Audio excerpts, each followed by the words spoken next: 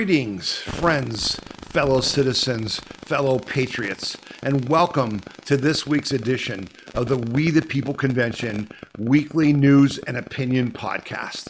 My name is Tom Zawistowski, and I'm the host of this podcast. I'm also the president of the We the People Convention organization. And this podcast and our website and our emails and our text messages and our donations to other patriots and conservative groups are all paid for by the generous donations of our donors to the We the People Convention. And we thank them sincerely for giving their hard-earned dollars to help support our efforts to, basically protect and defend individual freedom, liberty, and prosperity. And if you have the means and to help, us with our mission, please go to wethepeopleconvention.org and click on the donate link and give what you can. We'd greatly appreciate it. I want to also welcome those who are new to the podcast, as we are basically increasing our marketing campaigns to get more people to watch the podcast on our website, on Roku and Amazon Fire TV, on the Rumble app. And I've got some big news that I'll announce at the second half of the podcast about YouTube and some other things. Welcome to all of you. What this podcast is about is that we're going to look at what happened this week. We're going to either get rid of the propaganda or at least expose it. And then we're going to bring you facts. And we're going to talk to you about things that you should know about because they affect your individual freedom, liberty, and prosperity. And then we're going to take action. I'm going to ask you to do things collectively, all of us in all 50 states. We have 100,000 members throughout the country, and we're going to take action this week in defense of our individual freedom, liberty, and prosperity. And that's why you watch this show. Many people tell us that the news is coming at us just like drinking from a fire hose, and you just can't keep up. And so people say, yeah, Tom, I just watch your podcast once a week and I kind of feel like I know what's going on, and I really appreciate the calls to action. So that's what we're going to do in this podcast. And I think we've got a really good show for you today, and lots of information you just didn't hear, that you didn't get, but it's important, and we're going to bring it to you. So let's just get started with it right now, because it started on Monday. The week started with this big announcement. U.S. and China reached significant trade agreement, reduced tariffs for 90 days. And this was kind of a surprise, because if you remember last week, Trump did the first big tariff deal with United Kingdom, and that was really substantial, and it set the tone for future deals. But then the Chinese, who kept denying, we're not negotiating and we're not talking to the U.S., bull. Okay, we told you that was bull. We knew that they were talking to the U.S., but their whole thing is they always lie. The communists, they lie for a living. But this time, after the UK thing, they decided to meet with the U.S. and wow, it's a pretty big deal. The United States and China on Monday announced an agreement to significantly reduce tariffs for 90 days while trade negotiations continue over after top American and Chinese officials met in Switzerland last Saturday. When we were doing the podcast, we mentioned this. The deal means that President Donald Trump's 125% reciprocal tariffs on China will be reduced to 10%, with a 20% fentanyl tariff still in place. So that's a total of 30%. A significant drop from the 145% tariff placed on Chinese goods a few weeks ago. China will drop its retaliatory tariffs on the United States from 125% to 10%. The reductions are to be in place by Wednesday, May 14th, and last for 90 days. Now, understand, President Trump, we still have a 30% tariff on them, and they have a 10% tariff on us. And people have missed that, and they don't understand. That's an advantage, because before they had a 10% tariff on us, and we didn't have it on them. I would say one of the big takeaways from this weekend, Scott Bessent, the U.S. Trade Representative, said, the United States will continue a strategic rebalancing in many areas that were exposed to supply chain weaknesses during COVID. whether it was medicines, whether it was semiconductors, whether it was steel, best said. We will continue moving toward U.S. independence or reliable supplies from allies on those items. But the consensus from both delegations this weekend is neither side wants to do a decoupling. Now, that was a big signal to Wall Street and to small businesses and stuff, because lots of things are made in China that gets sold here, and lots of businesses have skin in the game, and they were concerned that we were going to have a complete shutdown, right? A complete trade embargo on both ends, which would have hurt everyone's economy. China will also suspend non-tariff actions taken against the United States since April 2nd, such as restriction on exports of rare earths and penalties for certain American companies. But the bottom line is that China blinked. And again, we know this show, we've been telling you, we had our flag upside down for 4 years to tell you that China was at war with us, and the Biden regime and the leftists in the United States were in league with them to destroy our country. And we needed someone to wake up and fight back and fight a war against them. And that's what Trump is doing. So we know you can't trust him. Trump was the one who held them accountable. Biden, the Biden regime, the commies in the Biden regime were the ones who let China off the hook so they could help destroy us. That's over. This is a good deal. And how do we know it's a good deal? Yeah. Dow adds 1,100 points, S&P 500 up 3% after the U.S. and China slashed tariffs. Stock markets rocketed higher Monday after the U.S. and China announced an agreement to reduce for now the reciprocal tariffs, offering a sense of relief for investors who feared a significant economic downturn for President Donald Trump's trade policies. The Dow Jones Industrial Averages closed up 1,100%. I said that. The S&P 500, the broad stock index, added 3.3%. The tech-focused NASDAQ soared 4.4%.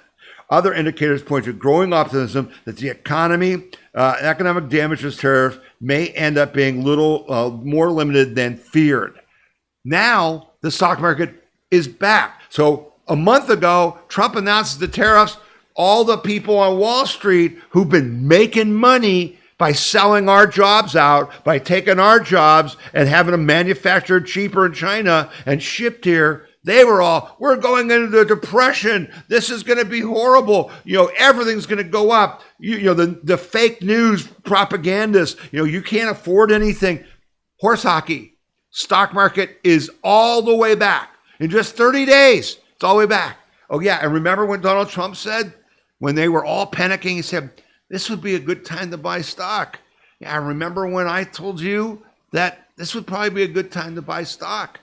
For those of you who did, and I know that not everybody can. Those of you who did, yeah, you just made a boatload of money. You just made a boatload of money because what Trump's doing works. The naysayers are politicizing it. They're not economists. They're not looking at what Trump's doing from an economic standpoint. They're looking at it from a political standpoint, and you just can't listen to them. Okay? So here was another big deal, that they just announced. U.S. Treasury shocks with second biggest budget surplus in history. 2 weeks ago, as part of the quarterly refunding announcement, the Treasury surprised the market when it unveiled the funding need for the current quarter that was $53 billion lower than it had initially forecast in February, in which we said indicates that DOGE is indeed working and the U.S. funding needs are actually declining. Needless to say, for a market that was habituated to Joe Biden's debt-funded drunken sailor spending ways, the news the U.S. would need less, not more spending than previously expected came as a shock, and yields slumped as less debt than expected would be required to fund the world's most indebted government. The increase comes after the Trump administration levied heavy tariffs on U.S. trading partners, including tariffs on steel and aluminum products from Canada and Mexico. The new numbers mean that the United States collected $63.3 billion in customs duties since the start of the current fiscal year, which began last October. That number is also a $15.4 billion increase from the same period last year. Okay? So this is what Trump is saying. We're going to make money from tariffs. We're going to charge people 10% to do business here and generate hundreds of billions of dollars that we don't need to pay in taxes. And people are fighting on this. And it's just stupid. Now, don't get me wrong. Part of this is happened in April. Yeah, what else happens in April? Everyone pays their taxes. So April always is the biggest month of income for the federal government because of tax day is April 15th. And that factors into this, but it was way more than projected, and that was huge, okay? So it's about the tariffs. It's about the economy, stupid, and it's about America first. And baby, Trump then tripled down with this move to go to the Middle East was unbelievable. And that's on top of, oh yeah, he just happened to stop a potential nuclear war between India and Pakistan on Friday. Just, that's just one of these things like that. And then he's doing all this tariff stuff, and he's trying to get Putin and Zelensky together, and he's trying to stop the Middle East war. So he goes on this trip to the Middle East, and oh my goodness gracious, wow. Trump trip puts America first, secures $1.2 trillion deal, and now it's more like $3 trillion, and Trump is saying it could be worth $13 trillion. It was amazing. Even the Democrats are saying, people in the Biden administration are saying, Trump did things that no one would ever do. Like he talked to the new president of Syria, who was an ISIS leader who was on our most wanted list. Trump met with him and said, we're removing sanctions on Syria. We want you to come in with us and break from Iran and China and Russia. And you know what? Yeah, the president told the parliament in Syria yesterday that I'm going to do that. We're going to align with the U.S. and with the Saudis and with the rest. It's all about isolating Iran. And now we're hearing Iran is seriously talking about a deal to get rid of their nukes. And everybody says, oh, that can't happen and you can't trust them and they'll never. Shut up. That doesn't mean you don't try. That doesn't mean it can't be done. You can't just be a negative Nelly. You gotta be optimistic and you gotta be willing to try something different. And boy, Trump went to the Middle East and talked to Saudi Arabia and UAE and everyone, and they are all in. It's all about isolating communist China. Understand? That's the deal. The war is between us, the U.S., and China, which wants to rule the world. And for 20 years, from Obama through Biden, the left here, who was funded by the communist Chinese, and go to our website, search Democrats China, and see the long list of how they were all bribed, including Mitch McConnell on the Republican side and others, okay? They were all in league to destroy America, and you and I defended America. And we fought, and we went to prison defending America, and Ashley Babbitt died defending America until we could get Trump in, and now we're not just defending America, we're on offense against our enemy, the communist Chinese, and we must defeat them. We must defeat all the communists because they are antithetical to our way of life. They don't want individual freedom, liberty, and prosperity. They want, you don't have any property, you don't have any freedom, you don't have any liberty, you do what we say. That's what we're fighting to stop. We had a hell of a week. Trump's $3 trillion Gulf tour, aviation, defense, and AI at the heart of mega deals. U.S. President Donald Trump is in the Middle East for a regional tour to Saudi Arabia, Qatar, and United Arab Emirates, aiming to finalize deals estimated at around $3 trillion. These countries have already invested heavily in the American economy during Trump's first term. Now they're going to do it again.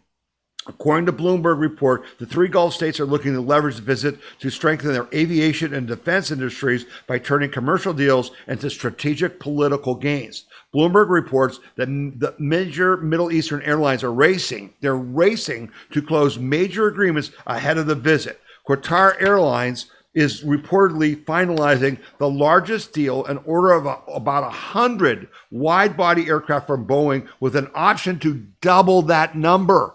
Wow. And we know President Trump's mad at Boeing because they suck, because they're not a company. They're a government agency, and they got woke, and they're a joke, and they came and make a new Air Force One, okay? But we're going to revitalize them, and one of the ways we're going to do it is to bring this new business to them, okay, and get them to straighten up and, pardon the pun, fly straight, okay? But this is worth hundreds of thousands of jobs. In Saudi Arabia, the startup airline Riyadh Air is reportedly considering a purchase of up to 50 aircraft, potentially leaning towards Airbus, but now they're going to move towards Boeing. The White House is pressuring Gulf nations to increase investments in U.S. infrastructure, energy, defense, and manufacturing, aiming at just huge amounts of revenue for U.S. companies. And so I just put this little collage together for those of you watching. If you guys you're listening, I'll read it. But here's some headlines. Trump inks $600 billion economic partnership deal with Saudi Arabia. Trump signs $1.2 trillion economic deal with Qatar. Oklahoma selected for historic $4 billion investment from United Arab Emirates Global Aluminum Company to build an aluminum smelting plant in Oklahoma, the first one in decades. More winning, Turkish Copper Wire Company to open 91,000 square foot plant in South Carolina. Folks, it's all over the place. He's just bringing jobs to the U.S. Let me go down a little closer on some of these issues. The agreement includes from Qatar. The agreement includes $96 billion with Qatar Airways to buy up to 210 Boeing 787 Dreamliners and 777X airplanes with GE Aerospace engines, the fact sheet said. That is Boeing's largest ever wide-body order and largest ever 787 order. The historic agreement will support 154,000 U.S. jobs annually, totaling over 1 million jobs in the United States during the course of production and delivery of this deal. America first. Middle class America first. Good paying jobs that you don't need a damn worthless college degree for. Get into trades. Learn how to weld, learn how to do electricity, learn how to do plumbing, learn how to do carpentry, because there's jobs coming by the boatload. Trump inks $600 billion economic deal with Saudi Arabia. Let's see. Billions of dollars in U.S. exports have been secured, including Boeing 737, and gas turbines. A defense and security partnership is a key feature of the deal, with extensive training and support to build the capacity as Saudi's armed forces, provided alongside nearly $1.4 billion, $142 billion in state-of-the-art warfighting equipment and services for over a dozen U.S. defense firms. So there's going to be a rebirth of U.S. defense manufacturing, which is what our biggest liability is with China, who's taking your money that you buy the crap from China on Amazon from, okay? And they're putting it into aircraft carriers and fighter jets to defeat us. And we don't have any manufacturing. You know how you create manufacturing? You create incentives. You create money. Brings the jobs, brings the manufacturing. We're going to become the world's biggest defense manufacturer again. Thank God. We can't survive. We can't lead the world if we can't defend ourselves. So I just wanted to play those, or mention those stories for you, because it was unbelievable. If you watched how Trump was received, they adore this man. The Saudis, they're all in. The Qataris, the Arab Emirates. And again, yes, we have problems with some of these people, but we're talking about huge investments like AI. They're going to help us beat China in AI because they want They know that fossil fuels and oil is not the future. That's where all their wealth came from. They know with AI, their future can be really bright for their people. And there's new, younger leaders, like in Saudi Arabia, who want the Arab people to get out of the quagmire of wars, constant wars, and start to become a first world nation. And Trump, his speech to them was fantastic. And I probably should post that on our website, where he said, we're going to exchange commerce for all the terrorism. We're going to stop the fighting and start building. And I'm telling you, don't bet against Trump.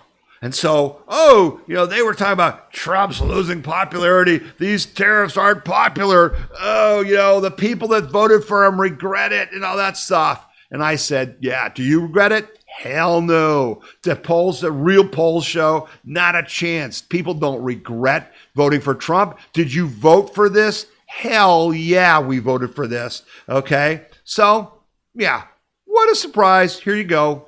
As he heads into what could be a big battle over his legislation this summer. Remember, his approval rating had dipped because of his tariffs.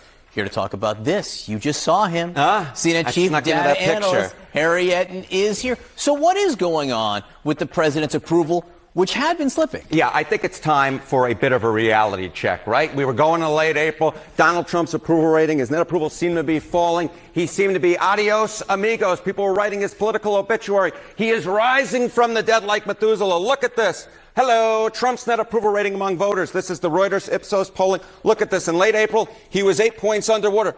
But look at where he was in the most recent poll among voters. He's up 7 points to a -1 point net favorability rating. This is not the picture I think a lot of people were thinking that we would be painting in late April. I think a lot of people expected his approval rating to keep dropping, but at least according to Reuters Ipsos, it's in fact rising. Yeah. And again, he wasn't down because of the tariffs. He was down because of the propaganda that the left and the Wall Street people and the globalists who've been screwing America for 30 years were lying about, and that moved public opinion. And the reason you watch this show is so that you can share this information, like that video, which will be on our podcast page, and you can use our chapters player to just share a link to just that video with people who think, Trump's unpopular. It's a lie. Our job, your job, my job is to fight the lies with truth, okay? He wasn't down because of the tariffs. He was down because of the lies. Don't buy the lies. Fight the lies, okay? So, Trump is doing what has to be done. And again, I mean, has to be done. We are in serious damn danger, okay? He was handed a country that was this close to being destroyed by the communist left. That's what we got. We were on the edge of the cliff last November 5th, and we stopped it. But now we've got to rebuild our economy. We've got to rebuild our manufacturing. We've got to rebuild our middle class, right? And we elected Donald Trump and every member of the Republican House and Senate to do that. America first, middle class first, working people first. So the big deal right now is the budget bill. The one big, beautiful bill. And some of you may be concerned because yesterday, so this is on Saturday, May 17th, on Thursday and Friday, they were marking up the bill and it failed. Oh, it failed. Don't worry. It's going to pass because every bloody Republican knows whether they're MAGA or not, their future depends on passing a bill, a budget that gives us, no taxes on tips, no taxes on Social Security income, all the other things that Trump promised, okay? And locks in the tax cuts from 2017 permanently, but also that stops the deficit spending. Now, I'm not a Pollyanna. I know we're not going to cut $2 trillion from the budget this year. I wish we would. I think we could. But, it's just politically, it's very hard to do. But there's got to be cuts. And so I want to play that. They're going to be meeting this weekend, okay? And here's Chip Roy being interviewed after this failed. So let's do the right thing, advance the Trump agenda, and let's get it done this weekend. I'm not going home this weekend, Rob. I'm staying here all weekend, and we're going to get this damn thing done, but the right way. I'm not going to vote for a bad bill. I didn't come here to raise debt. I didn't come here to increase deficits. I didn't come here to cement Obamacare into law with Medicaid expansion. I didn't come here to give more money to the able-bodied than the vulnerable. We got to get it done right. And that's what he said is true. He didn't go there, and you and I didn't vote for our Republicans to go there and continue Obamacare, continue the Biden's insane spending, to not roll back to the 2019 levels when Trump was president. Okay? Now, they don't want to do it because they get all their money to run for election from lobbyists, and the lobbyists are the ones who are going to get cut. This is an ask. All of you. It is all hands on deck. Every one of you watching this podcast needs to talk to your House and Senate member in your state this week and say, you must pass a budget that has real cuts in it, not 10 years down the road. That's what they're trying to do. That's the old game. Oh, we're cutting $4 trillion over 10 years. That doesn't move the needle at all, okay? No tricks, no BS, man up, or we will punish you. Your message to them is, we will primary you. We will not vote for you again if you betray, not us, just us, the voters, the people who voted for you, but our nation. Our future is at stake. Moody's, the credit agency, just downgraded the United States credit rating because of the interest on the debt. $37 trillion interest. The debt has interest payments of like $1 trillion a year. It's more than the defense budget. This is unsustainable. And yet these clowns are in these meetings, well, we can't cut this, we can't cut that. Why? Because you don't have any guts. You need to buck them up. Every one of you watching this, you call your House member and you call your state senators, both of them, even Democrats, and say, you need to vote for this because we can't afford not to do this. And that's why it's going to pass. Something's going to pass. The problem is, what is it really? Okay? We don't know. Now, Trump's obviously going to play a huge role in this, and we'll see what happens. But they're doing some really smart things. For instance, in Medicaid, the Dems are out. Oh, they're going to cut your Medicaid. They're going to cut your Medicaid. And there's videos on X. And if you don't follow us on X, you need to. Get an X account. Go to x.com and then search on Tom Z WTPC. Tom Z for We the People Convention. Tom Z WTPC. Hit the follow button. There's a little alarm bell if you want to get notifications when I post. Click on that and it'll send your phone a thing saying something just got posted by Tom Z. Okay? And you'll see videos of the Dems saying, you're cutting Medicaid, and Robert F. Kennedy Jr. saying, no. 1 million people in Medicaid are getting double their money because they're filing in 2 different states. Another 1 million are not eligible. There's like 7 million people who are taking money that they shouldn't take. So it's really important that they continue to downsize these programs like Social Security. Get rid of the illegals on Social Security. We can save hundreds of billions of dollars. Polls overwhelming majority of Americans support eliminating Medicaid waste, fraud, and abuse. Of course we do. But they don't, they're all the lobbyists, all the media, the commie propagandist media, they're saying, if you cut Medicaid, you'll be voted out. No. Your message to your House of Senate members is, if you cut Medicaid and Social Security by getting rid of waste, fraud, and abuse, we will reward you big time. Get that message? See how you're going to get your talking points? You got to pass a budget that cuts real spending. The Doge cuts got to be out, and you got to get rid of waste, fraud, and abuse, okay? And you got to give us our tax cuts. Americans' overwhelming support rooting out waste, fraud, and abuse in Medicaid, according to a poll obtained by Breitbart News. The internal GOP poll comes as Congress debates changes to Medicare through the budget reconciliation process. Republicans have defended their effort to pursue reforms, ensuring the integrity of the system by removing those ineligible for payments, right?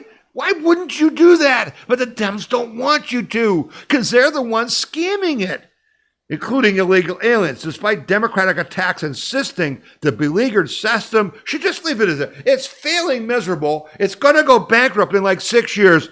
Oh, don't touch it. Just let it go. You know why? Because the commie Dems want it to go bankrupt. They want riots in the streets. They want America on its knees.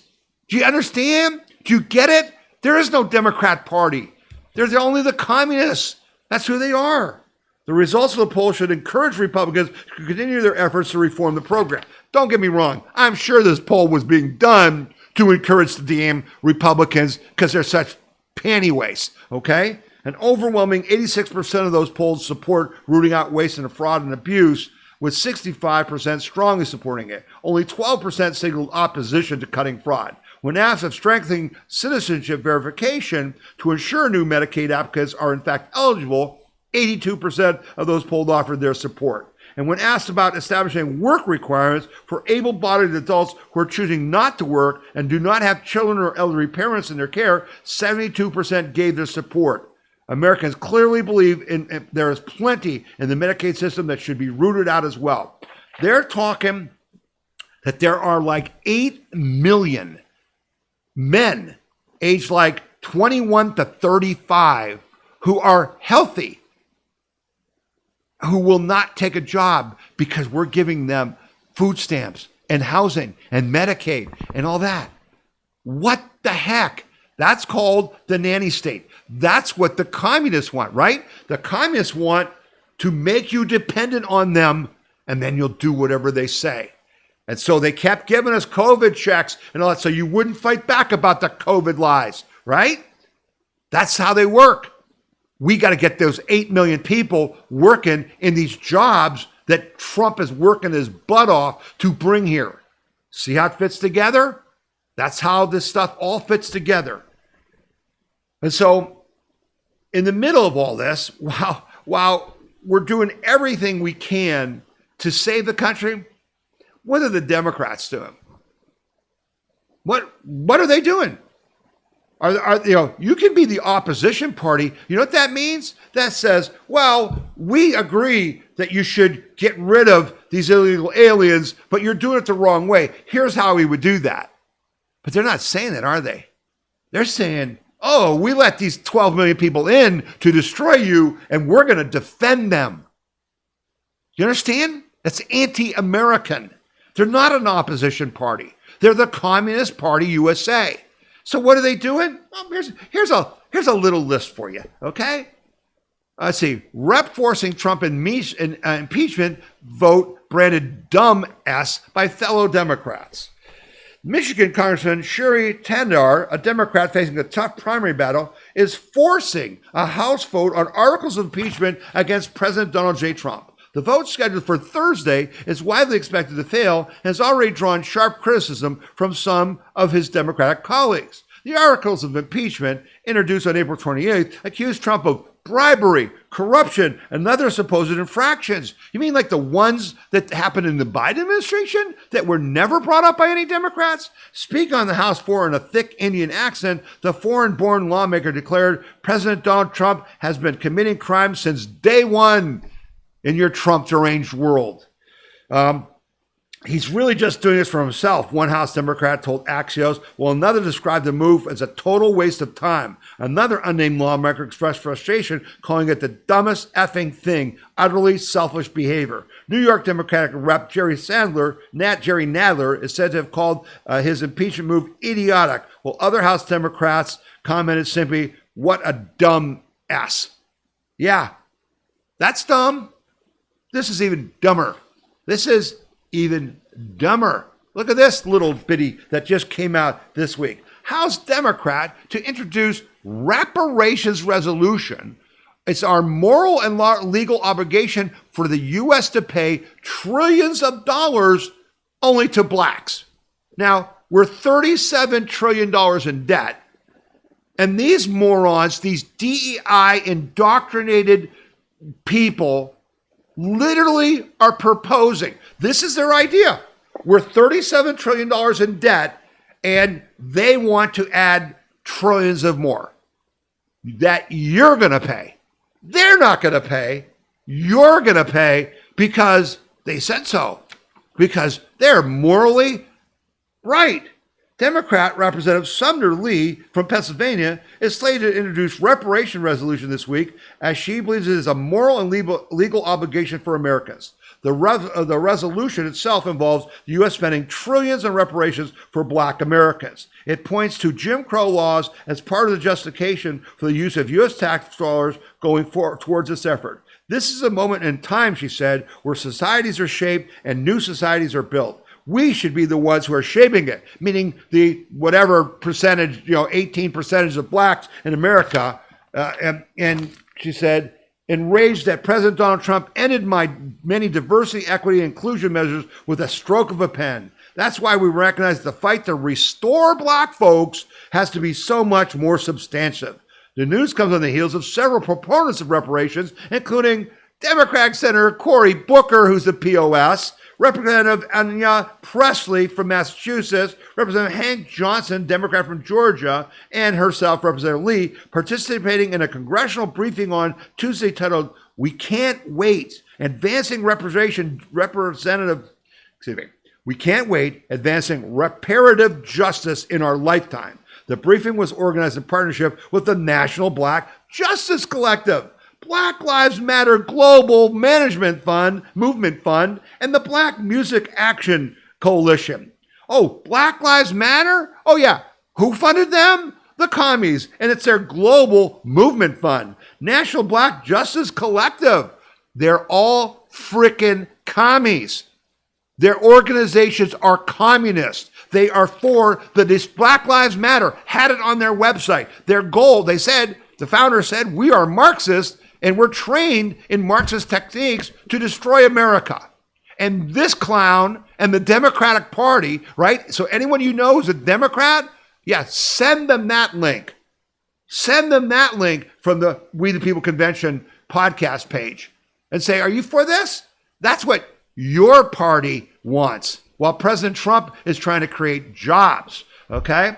So then, in the middle of all this, right, Trump's trying to get rid of illegal aliens. What do the Democrats in New Jersey do?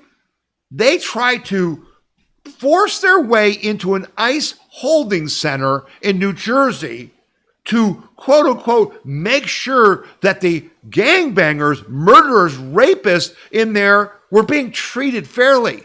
The same people who killed people in New Jersey, who raped young girls, right, who robbed stores, the Democrats are fighting for them, don't you know? Not for us, not for that flag, not for America, not for individual freedom, liberty, and prosperity. No. We're fighting for criminals. And so they arrested the mayor, and looks like they're going to arrest some of the congressmen. And what does Hakeem Jeffries say? The Democratic minority leader? They'll find out Hakeem Jeffries threatens retaliation against DHS if they arrest Democratic lawmakers for body slamming ICE agents, okay, which there's video evidence of. Democratic House Minority Leader Hakeem Jeffries threatened retaliation against Department of Homeland Security agents if they arrest Democratic lawmakers for storming the Newark ICE facility and assaulting agents. What happens if DHS were to go and arrest these Democratic members, or if they were to try to sanction them? A reporter asked Hakeem Jeffries on Tuesday.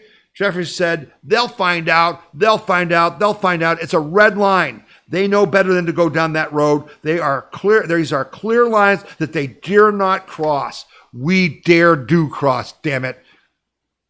Equal justice under the law. You break the law, you go to jail. The Department of Homeland Security spokeswoman on Saturday said that members of Congress body slammed a female ICE agent.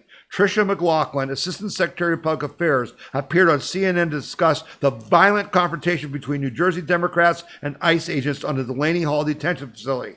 Democratic reps LaMonica McIver, Bob Menendez, and Bonnie Watson Coleman were all fighting for the release of dangerous criminal aliens. ICE body cam footage showed Democrat Rep. LaMonica McIver verbally abusing and physically assaulting federal agents at a detention facility in Newark. Mayor Baraka was arrested, and he's the mayor of Newark. He was arrested and charged with federal trespassing on Friday. However, more arrests are imminent, the DHS confirmed on Saturday. There will likely be more arrests coming. We have body cam footage of some of these members of Congress assaulting our ICE enforcement officers, including body slamming a female ICE officer. We will be showing that to viewers very shortly. If you have that video or you're suggesting member of Congress will be arrested, that is definitely on the table. That video's on our X account. Go look at it. Now, here's the good news. Remember Alina Habba, who Donald Trump appointed U.S. Attorney for the District of New Jersey? She announced her office has launched a federal investigation into the violent altercation between congressional Democrats and ICE agents. My office is undertaking a thorough investigation in coordination with our federal agency partners of what transpired on Friday. Habba was seen at the courthouse. She, who was one of Trump's lawyers when he was being railroaded with lawfare, she is personally handling the case against the Newark mayor. He's going to serve time. He's going to lose his job. And you idiots in Newark need to make sure you put up someone who actually loves America and elect them to replace this clown. And then Speaker Johnson, they need to move to sanction these 3 Democrat House members who are breaking the law. If she gets charged, they need to throw her out of Congress. And wouldn't that help with the votes we need to make for the budget deal? Yeah, we're at war, folks. This isn't a game. We're at war. We need to defeat our enemies. There's no playing nice. As Dan Bongino would famously say, cutesy time is over, baby. Cutesy time is over. And so what else are the Democrats doing? Because I got a whole long list. You know, we don't usually focus on them, but they just did so much this week, we have to. This was good. We talked about this last week. DNC starts process of removing David Hogg as vice chair because they're having a civil war within their own party. The Democratic National Committee has taken steps towards removing gun control activists and Marjorie Stoneman Douglas High School shooting survivor David Hogg as their vice chairman of the party. On Monday, the Credentials Committee of the DNC voted 13-2 to void the election results from February, in which Hogue and Pennsylvania State Rep. Malcolm Kenyatta were elected to serve as co-vice chairman of the DNC, according to the New York Times. The vote comes as Hogue is reportedly planning to spend up to $20 million to fund primary campaigns against incumbent Democrats. Per the outlet, the decision from the Credentials Committee came after 3 hours of internal debate and 1 tie vote. Okay, so here they are. Last year, they didn't have a primary. And you guys thought there was a Democratic Party. Well, what kind of party doesn't hold elections? Oh, the ones who are about democracy. We're protecting democracy, except you can't vote for anything. When Hillary Clinton was running and Bernie Sanders was winning, what did they bring out? Oh, all these special convention candidates so they could vote for Hillary, who never were voted in by the voters. And then last year, when Joe Biden was finally exposed, and we're going to talk about that next, as being totally mentally out of it in the debate, and they put Kamala Harris up, oh, there was no vote on that either, right? And so now the DNC says, well, you know, that vote we had, you know, we're about protecting democracy. Yeah, forget that. Forget that. They're done. There is no Democratic Party. There's a war between the true communists, which David Hogg represents, and people who thought they were Democrats and thought they could play with the communist Chinese and get away with it without paying a price. Yeah, you paid a price last November 5th. You can't believe the price you're going to pay in 2026. All you people predicting, oh, we're going to lose the House, we're going to lose the Senate. Not if Congress does what you're going to tell them to do when I ask you to call them this week. If they act, it's going to be a landslide. You won't believe what's going to happen. The Democratic Party needs to be driven out of existence. That's the goal. Nothing short of that. They don't care about you. They don't care about America. They care about control of you and your money and being part of the new world order. Yeah, that's not what we're about. So, we had a story come out this week that you can find at We People Convention where Tulsi Gabbard fired these State Department leakers. Cleaning house, former Hawaii rep and current director of national intelligence Tulsi Gabbard, who left the Democratic Party in October 24 to become a Republican and join the Trump team, made a mark on Tuesday when she fired top officials leading the National Intelligence Council because she alleges they are fierce Dem partisans and they were leakers. Whistleblowers described officials as radically opposed to Trump who go out of their way to block his agenda. Gabbard fired Mike Collins, who was serving as the acting chair of the National Intelligence Council, his deputy Maria Lanigan-Rykoff. Tuesday, senior intelligence officials told Fox News Digital. One of the officials is a big proponent of diversity, equity, and inclusion, the divisive ideology that Trump has promised to get out of the federal government. The DNI is also making structural moves to ensure she can keep a close eye on intelligence staff. Gabbard is moving the National Intelligence Council from the CIA office to the Office of the National Director of National Intelligence to directly hold accountable any improper actions and politicization of intelligence. Okay? So she went after the deep state, and Brennan was on TV on CNN. This is horrible. Just like Susan Rice when they fired those people, when Hexas got rid of Susan Rice and those people. And they were like, this is terrible. No. These are the cancer. This is the problem. And they fired him. And so Jim Comey, remember Jim Comey, that scumbag who worked with the Clintons since Watergate? Okay, not Watergate, Whitewater, the Whitewater thing in Arkansas. Jim Comey was one of the investigators there where the Clintons got off the hook for the first time and spent his whole career carrying their water, okay? And he's the one who said, Hillary Clinton should not be charged. And by the way, that's being investigated because Barack Obama gave direct orders not to charge Hillary Clinton, who broke the law, clearly, with classified materials on her server. So Jim Comey, who Trump fired, okay, who set up Mike Flynn, who's as anti-American as you can be, who needs to go to prison for treason because he literally overthrew the president of the United States, or attempted to in 2016, okay? He comes out and puts this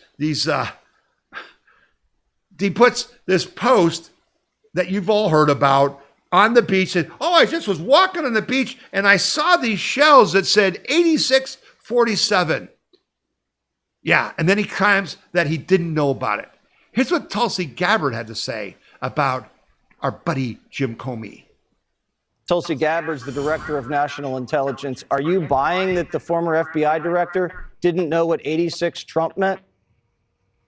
Absolutely not, Jesse. That is a ridiculous and insane statement to make, certainly within this context, but especially coming from a guy who's the former director of the FBI, a guy who spent most of his career prosecuting mobsters and gangsters, people who know and execute other humans and use this exact lingo of 86. Comey himself admitted in his follow-on message that he knew that this was a political statement. Well, the only reason he knew that, Jesse, was because a little over a month ago, a bunch of anti-Trump, anti-Elon Musk protesters were proliferating the use of this 8647 slogan, which was a veiled call to action to murder the sitting president of the United States. So for Comey to think that we, the American people, are so stupid as to think that he, as a former FBI director, former prosecutor, and someone who clearly pays attention to what's going on, would believe his lie that he didn't know what this actually was calling for, the dangerousness of this, Jesse, cannot be underestimated. And Tulsi went on to say he belongs behind bars. And I have good news for you.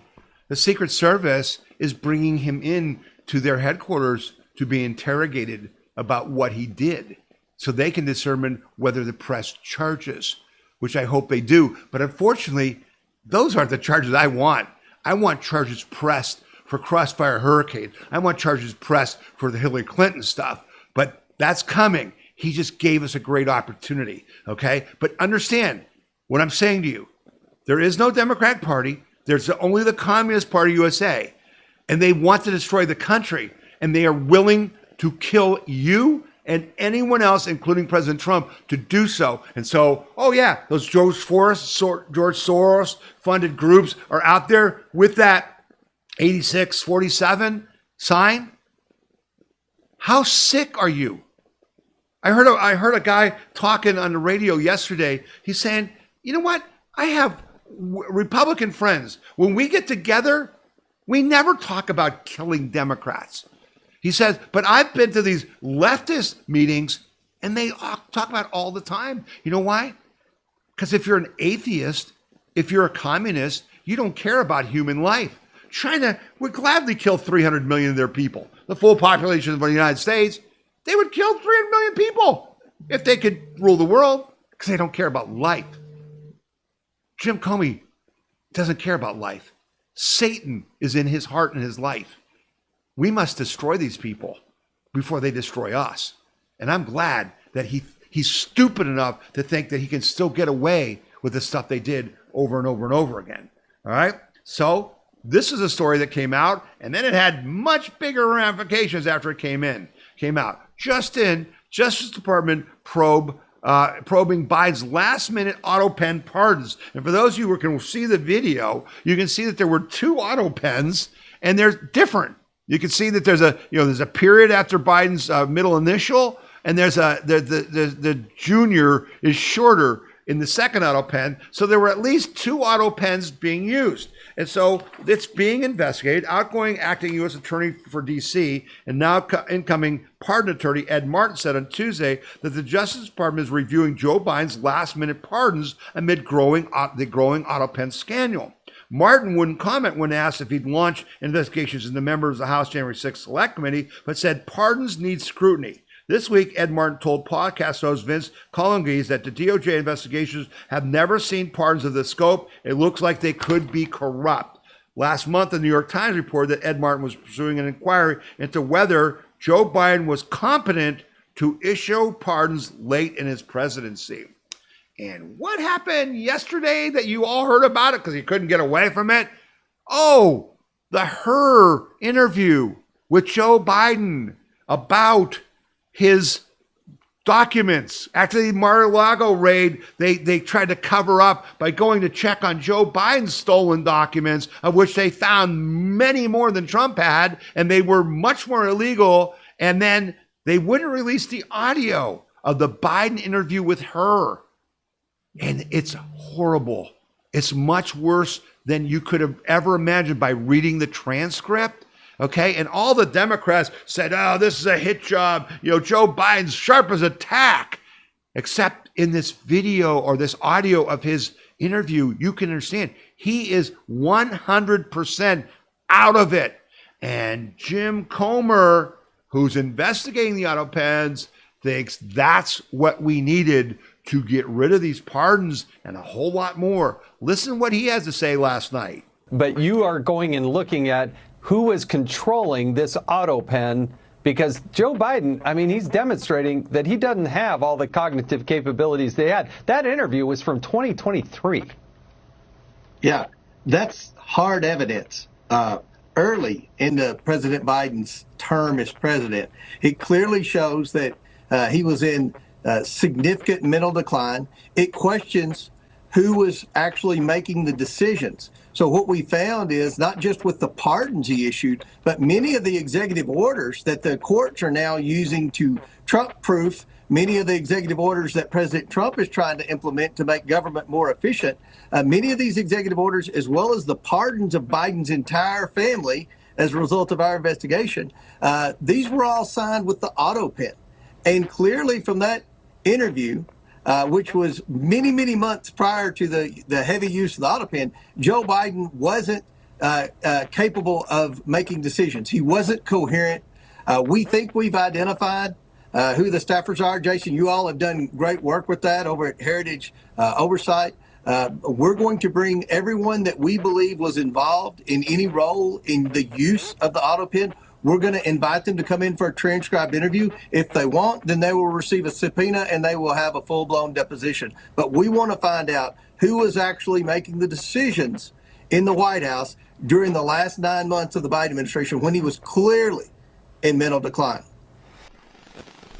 These people are in big trouble, and they should be. They committed treason. They were not elected to be president of the United States. They don't have the authority to sign anything with the auto pen. Joe Biden clearly was incapable of making these decisions. They are not going to be able to provide proof that he told them what to do. They won't have it. They won't be emails or voicemails of Donald Trump told us, or Joe Biden told us what to do. Joe Biden was out of it. They committed treason.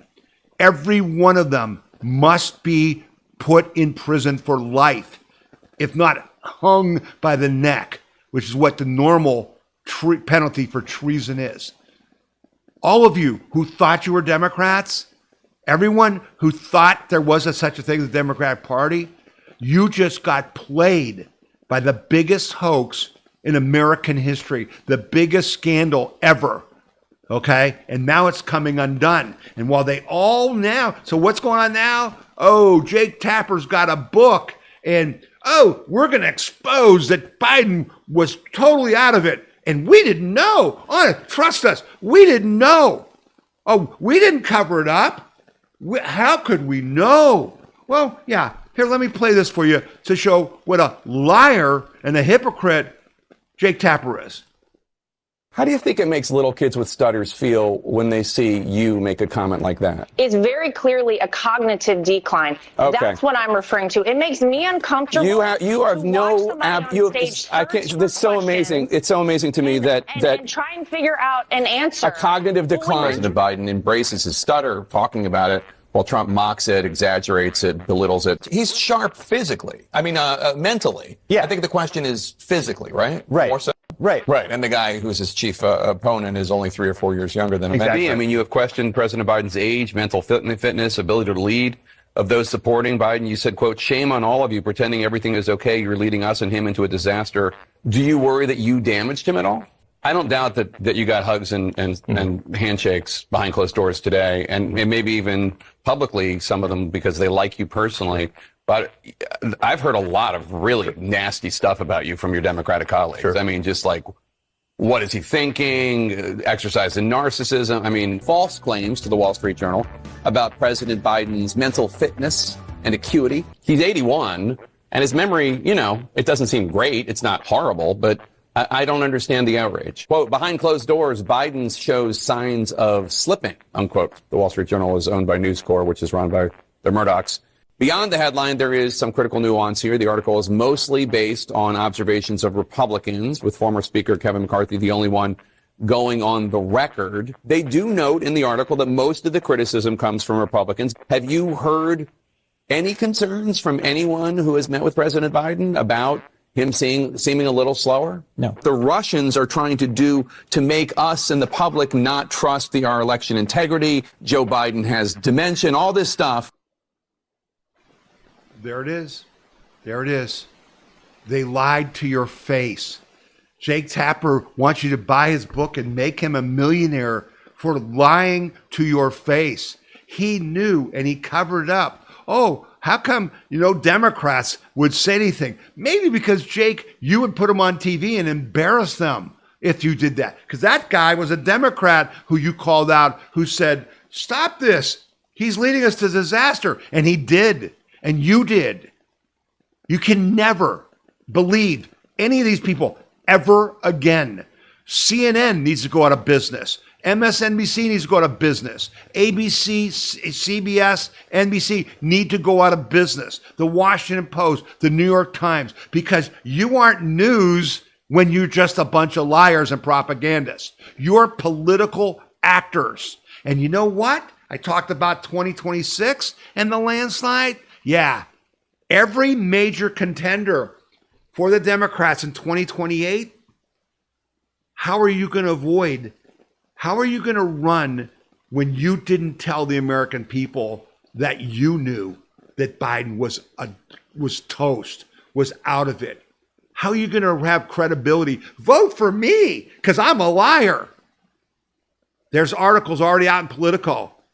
2028, the Biden scandal is going to just be like a sword of Damocles over their heads. They lied. They cheated. They stole the 2020 election. They were running the government for China's benefit and to hurt you.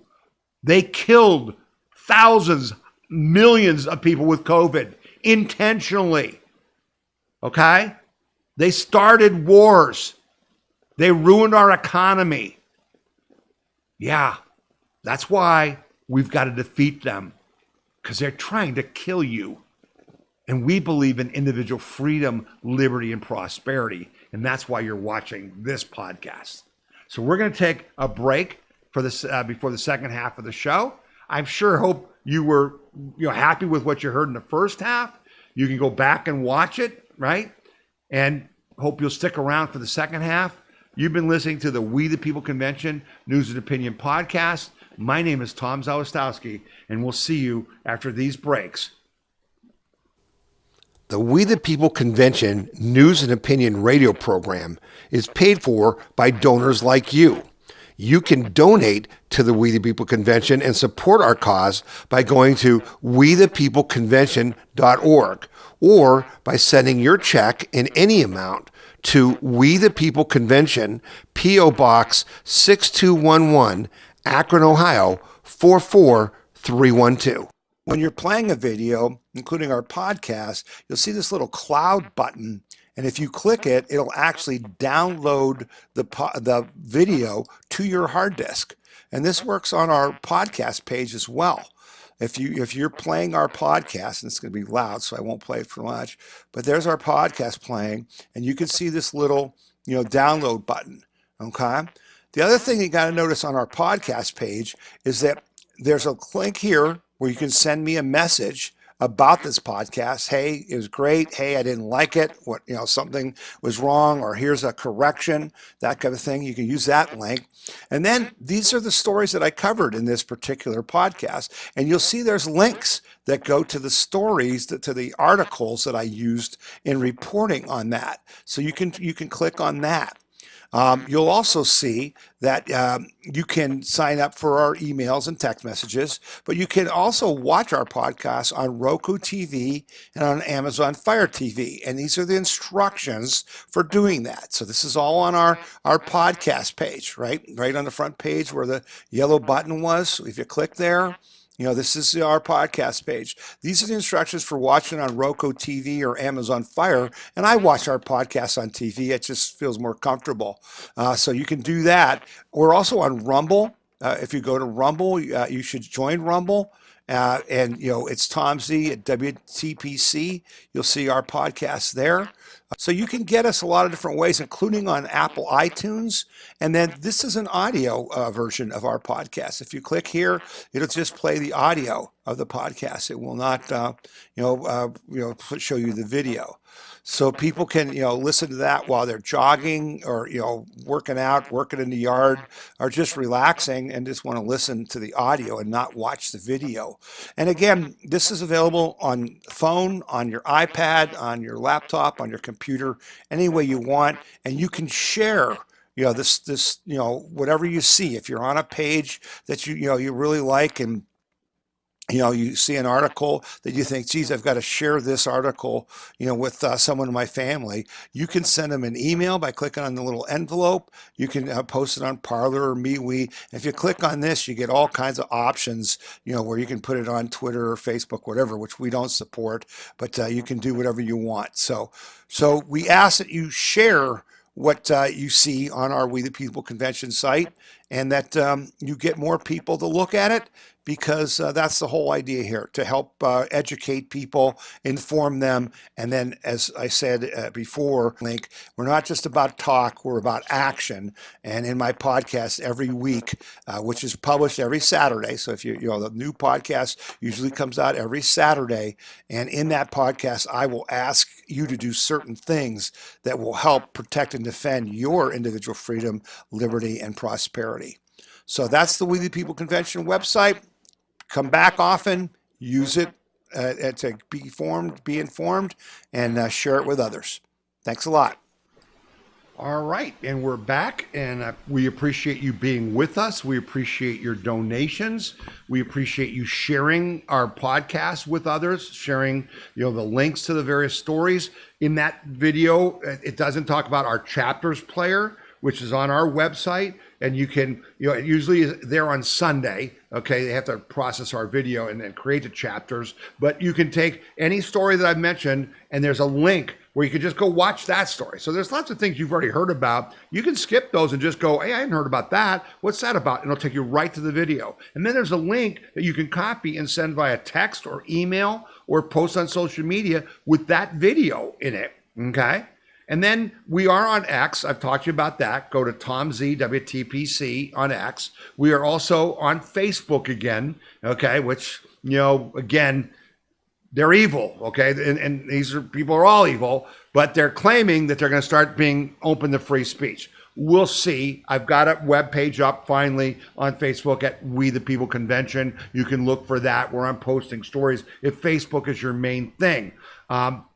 I need to tell you about a couple other things we're doing. One is that, we've been telling you we've been trying to buy ads on Rumble to bring more of you here, and we've been getting some new people. So if you're one of them, thank you. But the big dog is YouTube, and we have been banned on YouTube for, 4 years, 5 years, whatever it's been, okay? But we've been convinced to go back on YouTube, and I am now going to be posting our podcast every week on YouTube under We the People Convention, okay? And we have hired a consultant who's going to help us with search engine optimization. Now, for those of you who don't know and probably don't even care, search engine optimization basically is trying to understand what the YouTube algorithm is looking for, and then use keywords and different things to help your podcast be seen by more, okay? This is something we just don't have any expertise in. We've tried to learn it, we've tried to understand it, but I just didn't feel comfortable. So we made the plunge, and that your donations are going to go to help pay someone to help us do that. And we're hoping we're going to be able to grow finally our podcast to a much higher level, because as those of you who watch it know, we were ranked the 40th best conservative podcast in the country in the top 100. Surprising to me, but not because I don't think our quality is good. I think we have I don't know of another weekly summary show like ours. You guys write to me all the time, and you can do that at info@wethepeopleconvention.org. And you write to me all the time and say, wow, I hadn't heard that story. This is the best weekly recap podcast I've seen on the internet. We think it is. Not enough people are watching it, okay? And so why do we want more people watching it? Because when I say you need to call your House and Senate members this week and say we support the Medicaid cuts and the Social Security cuts, which aren't cuts, they're getting rid of waste, fraud, and abuse, and we're not going to believe the Democrat lies. When I ask you to call your congressman and senator and say you gotta pass a budget with real cuts, the Doge stuff needs to be out of it. You can't keep doing the Democrat budget. That's what you got to do this week. Well, if we have 100,000 more people watching, we're going to be even more powerful than we've been, and we've been pretty damn powerful, okay? So we're not sitting pat. We're working hard to try to grow things and to grow revenue so you don't have to give as much, okay? So we've been totally ad-supported, frankly, because we had to be, because every advertiser was forced to boycott conservative media. So we had to be donor supported, and you guys have been unbelievable for 15 years, and we thank you. But it doesn't mean we shouldn't do more. So one of the things we did this week is you will start seeing one ad on our stories on our webpage. When you go to wethepeopleconvention.org to read a story, you can see in this picture here, for those of you watching, that Samsung ad. Those ads will change. It was interesting. I had a Samsung ad, but when I went to look at the ad, how it looked on Nan's iPad, there was an ad for lipstick. So they obviously know she's a woman and I'm a guy. Okay, that's what they do in the world of the internet. But we think we can raise some money with this one ad, because I don't want to junk up the website. I don't want to drive you crazy. You can click on the ad and close it, but it's going to bring us some extra revenue.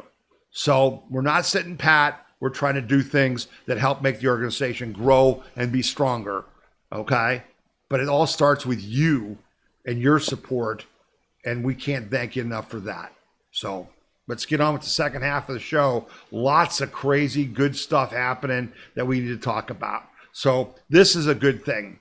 Trump administration scores a big court win as judge weighs in on illegal alien act, where he's to try to deport people for, because these gangs are an invasion. The Venezuelan government is literally trying to push this stuff, on these people coming here to wreak havoc.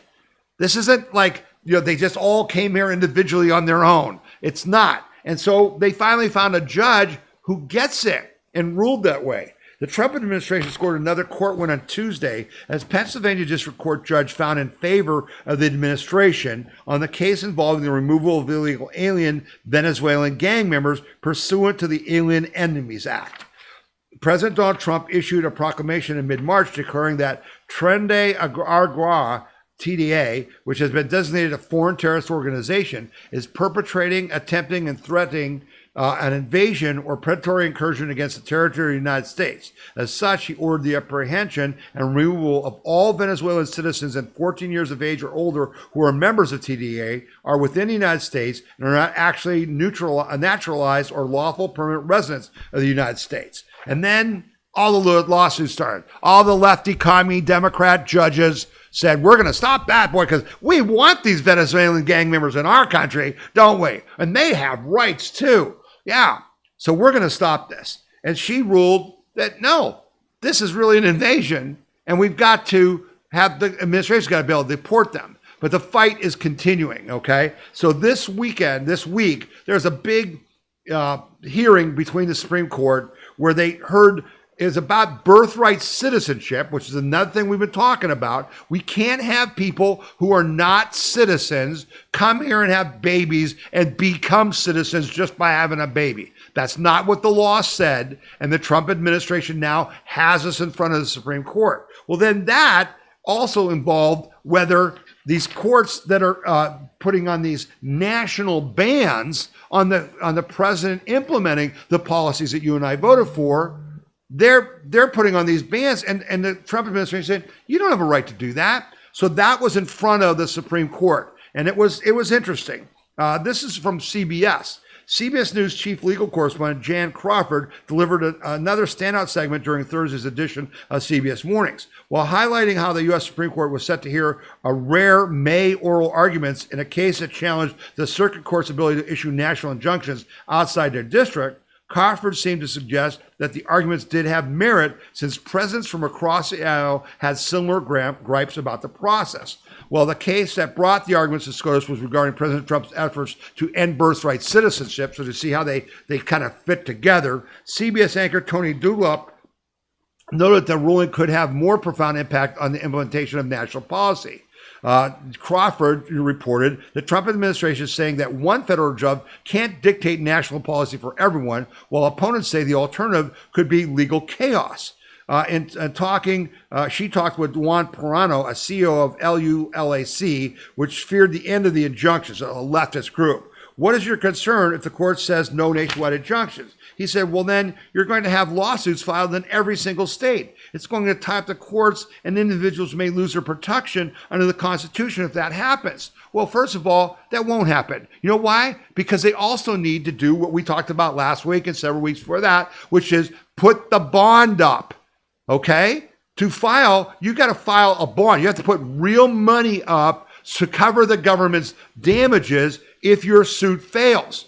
That will drop them all. They're basically, he's making a false claim that there'll be legal chaos because they want the easy way. They want the ACLU to judge shop the most lefty judges to shut down everything. And that's what we're trying to stop.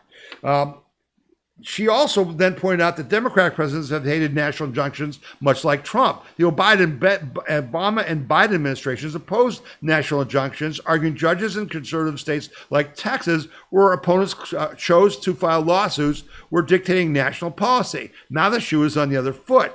A CBS News analysis of more than 300 lawsuits filed against the Trump administration found that outside of Washington, D.C., most of these suits are filed in Massachusetts, Maryland, California, New York, all lefty states. And now the use of these sweeping injunctions has been growing significantly because it's a form of lawfare.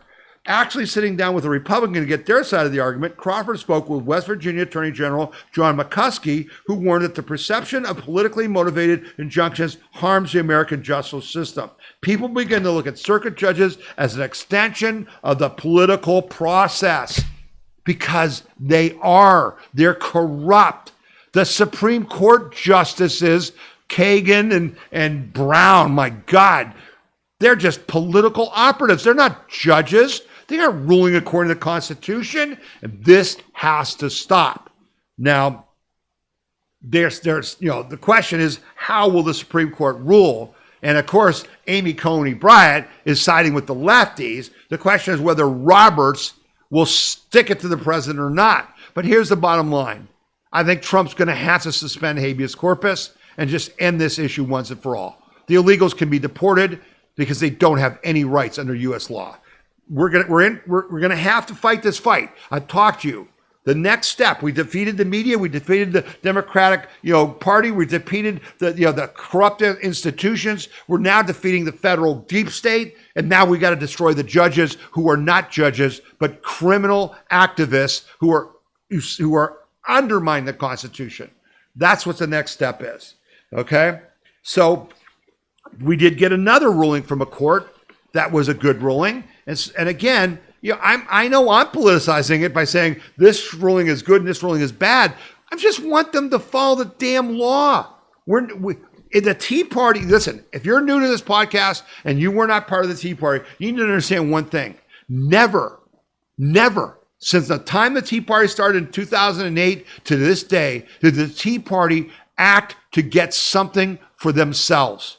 Every lefty group is getting funded by the taxpayer because they're all in it for the money and the power and to steal it from us. The Tea Party fought for equal justice under the law, always. When we were doing election, clean up the voter rolls and getting rid of election violations, we weren't saying, we want Republicans to be able to ballot harvest, but not Democrats to gain an advantage. Do you understand? We are Americans. We believe in the Constitution. We want freedom and liberty and prosperity for all, not just for us, for every American. And heck, we want that for people in the world. That's why I want to defeat communism, okay? So when I say this is a good judgment, it's because I think they're following the law. And if they weren't, we would oppose it. Huge win. Federal judge gives green light for IRS to share illegal immigrant data with ICE, right? So again, we want to get rid of these illegal immigrants because the communists brought them in to undermine our country and steal our votes, okay? Just like they're doing in Europe and in England and the UK and everything else, right? That's the plan. We knew that. Now we're trying to get rid of them. They're trying to stop it. So President Trump says we want to look at the IRS data to find these illegals, and they file suit. Okay? Because we wouldn't want that to happen, right? Not because it's the law, because of politics.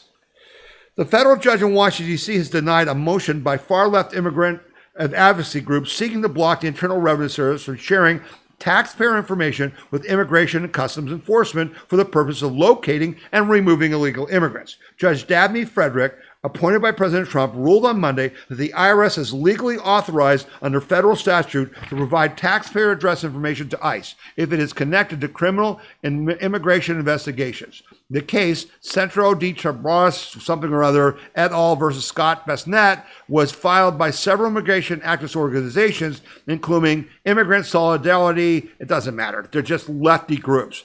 But Judge Frederick was unswayed, pointing directly to Section 6103 I-2 of the Internal Revenue Code, which explicitly allows federal agencies to request and receive tax return information, such as the names and addresses for criminal investigations. The judge emphasized that the IRS is required by law to comply with such requests if proper procedures are followed. They're required by law. The ruling followed revelations that the IRS and DHS had signed a memorandum of understanding on April 7th, enabling ICE to formally request the addresses of individuals under criminal investigation, a move that could help locate and deport hundreds of thousands of illegal aliens. This suit should never have been brought.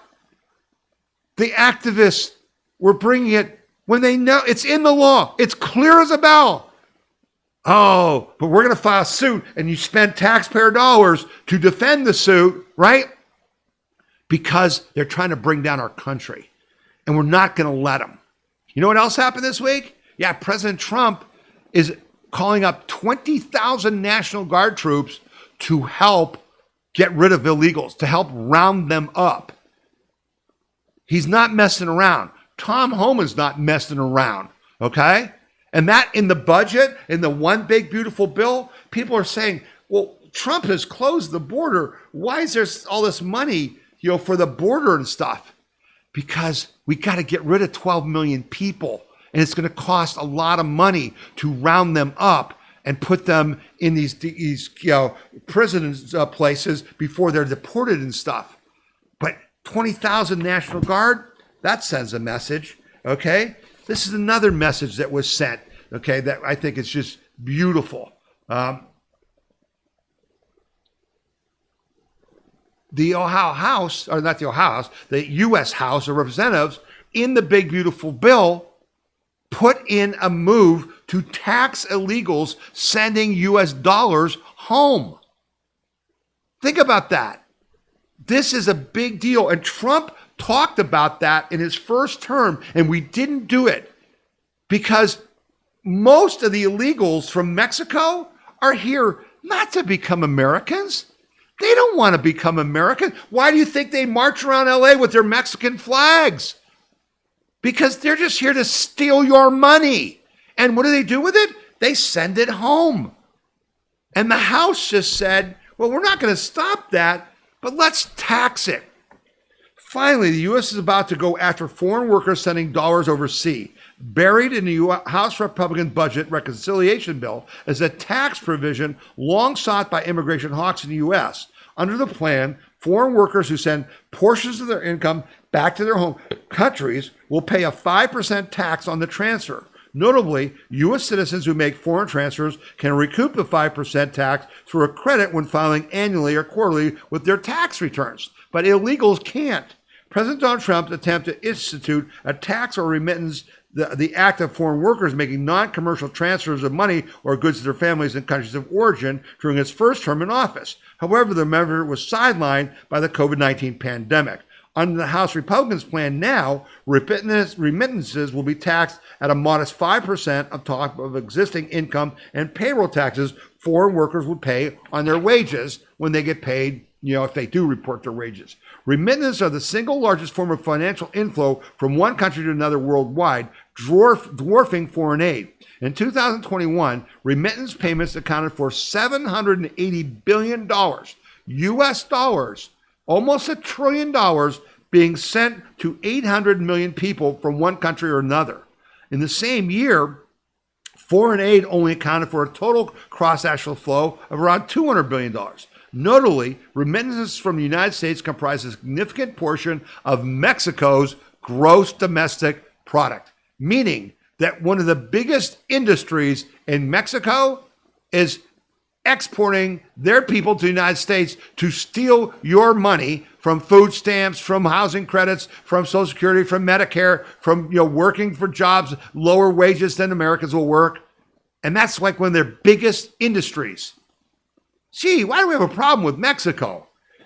In 2022, remittance made up about 4% of Mexican GDP. A similar percentage has been forecast for 2024. Remittance from the U.S. to Mexico constitutes the largest foreign income source, even larger than foreign direct investment. So guess what Mexico's doing? Their ambassadors are now in Washington begging House members to take it out of the one big beautiful bill. Remember I asked you in the first half of the show to call your House and Senate members this week. You got to pass the bill. You got to cut Medicaid and Social Security and all the entitlements, waste, fraud, and abuse. You got to put the Doge cuts in there, and you got to make sure you tax this money, because the more that brings in, just like the tariffs, the less taxes we have to pay. They're taking $800 billion. Tax them. I love it. And I love this too, because the mayor of Denver, right, who's a commie leftist, they had all those gang members in Denver deny that was a problem, even though people were being killed and all that stuff. So what does Tom Homan and the guys do? ICE agents arrest nearly 200 criminal illegals in Nashville. Oh, I'm sorry, I'm talking about Denver, and this story is about Nashville. Let me connect the two. In Denver, they rounded up these people who were these gang members. You know what's happened? The murder rate in Denver went down 60%. 60% because they rounded up the gang members in Denver, Colorado. Ladies and gentlemen, and this guy I was listening to last night on the radio was quoting some of his statistics. The left and the lunatic propagandists who call themselves media, they're not media, they don't want you to know what a huge percentage of crime being committed against you is gang related and illegal related. I just told you 60% reduction in the murder rate in Denver because Tom Homan went in and cleaned it up, and the mayor of Denver and your city council and your governor wanted to fight them. Hello, Colorado, hello. Get the message? These people hate you. They want people who are killing and raping and stealing from you and carjacking you and hurting your children. They want them to stay. And you voted for them. What's wrong with you? It's worse than trench derangement syndrome. You're just sick. You're just a sick person. You need to wake up. And the guy that needs to wake up is the mayor of Nashville. That's what this story was about that I just brought you, because that clown said he wanted to stop ICE from coming to Nashville. He wanted to protect these illegals. So Tom Homan went there, and they arrested 200 criminal illegal aliens in Nashville, including wanted killers, rapists, and drug dealers. ICE agents arrested almost 200 criminally illegal aliens in Nashville this week, and thanks in part to the agency's 287 agreements with local law enforcement. So the sheriff and the other law enforcement, the Tennessee State Police or whatever, help. Among the 196 illegal aliens arrested by ICE agents during the national operation were 95 convicted criminals, those with pending charges against them, including an MS-13 gang member wanted in his native El Salvador for murder. In addition, 31 of the arrested illegal aliens had previously been deported from the United States. The Department of Homeland Security officials, in a news release, slammed Nashville Mayor Freddie O'Connell for supporting sanctuary city policies that shield even the most violent criminal illegal aliens from federal immigration enforcement. You would think all public officials would unite around DHS bringing violent criminal illegal aliens to justice and removing them from American communities, DHS Assistant Secretary Tricia McLaughlin said in a statement. However, pro-open border politicians like Mayor O'Connell would rather protect illegal aliens than American citizens. This operation resulted in getting gang members, sex offenders, and other violent criminals off of national streets. President Trump and Secretary Noem will continue to stand with victims and the brave ICE agents who are on the front lines making America safe again, making your community safe again. By doing what? Protecting Americans' individual freedom, liberty, and prosperity. They're on the side of America. Who are the Dems on the side of? Who is this Nashville mayor, Freddie O'Connell, on the side of? What are you guys in the red state of Tennessee going to do about Nashville?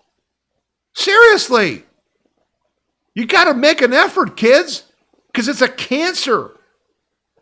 It's a cancer. They're harboring violent criminals. Go after them every way you can, legally, at the ballot box. Educate these idiots in Nashville who are voting for this because they don't know. Share these stories. Share this podcast with them in Nashville. Okay, so that's all good stuff. And then this was really a kind of a interesting turn that might have caught a lot of you off guard, and you didn't really get it. But we had talked about this even like a year ago, but no one was paying attention to it. But this is an important story. Plight of Afrikaners is a clarifying moment for Western civilization. President Trump has moved to give asylum to these people from South Africa. This week, President Donald Trump generated a significant amount of tension by focusing on something the world has objectively refused to focus on for the past 30 years or so.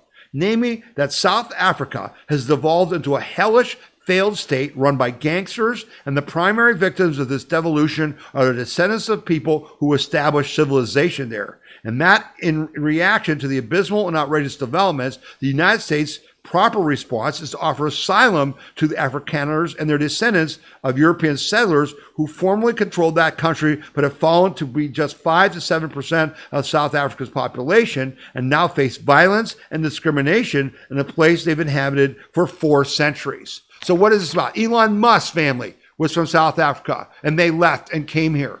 Basically, this is Nelson Mandela's failed legacy. He was the pride and joy. You know, every lefty went to South Africa to fight apartheid. The whites were just terrible against the blacks in Africa. Okay? That was the deal. And so, they fought. Nelson Mandela was in prison for speaking out, and he became the president of South Africa, and they were supposed to be free and fair and individual freedom, liberty, and prosperity. Yeah. Nelson Mandela failed miserably. South Africa is run by commies. Commies.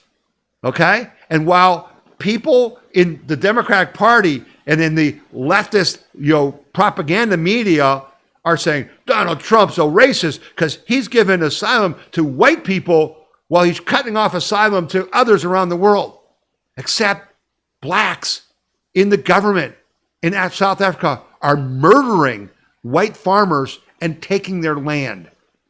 That's not my opinion. That's a fact.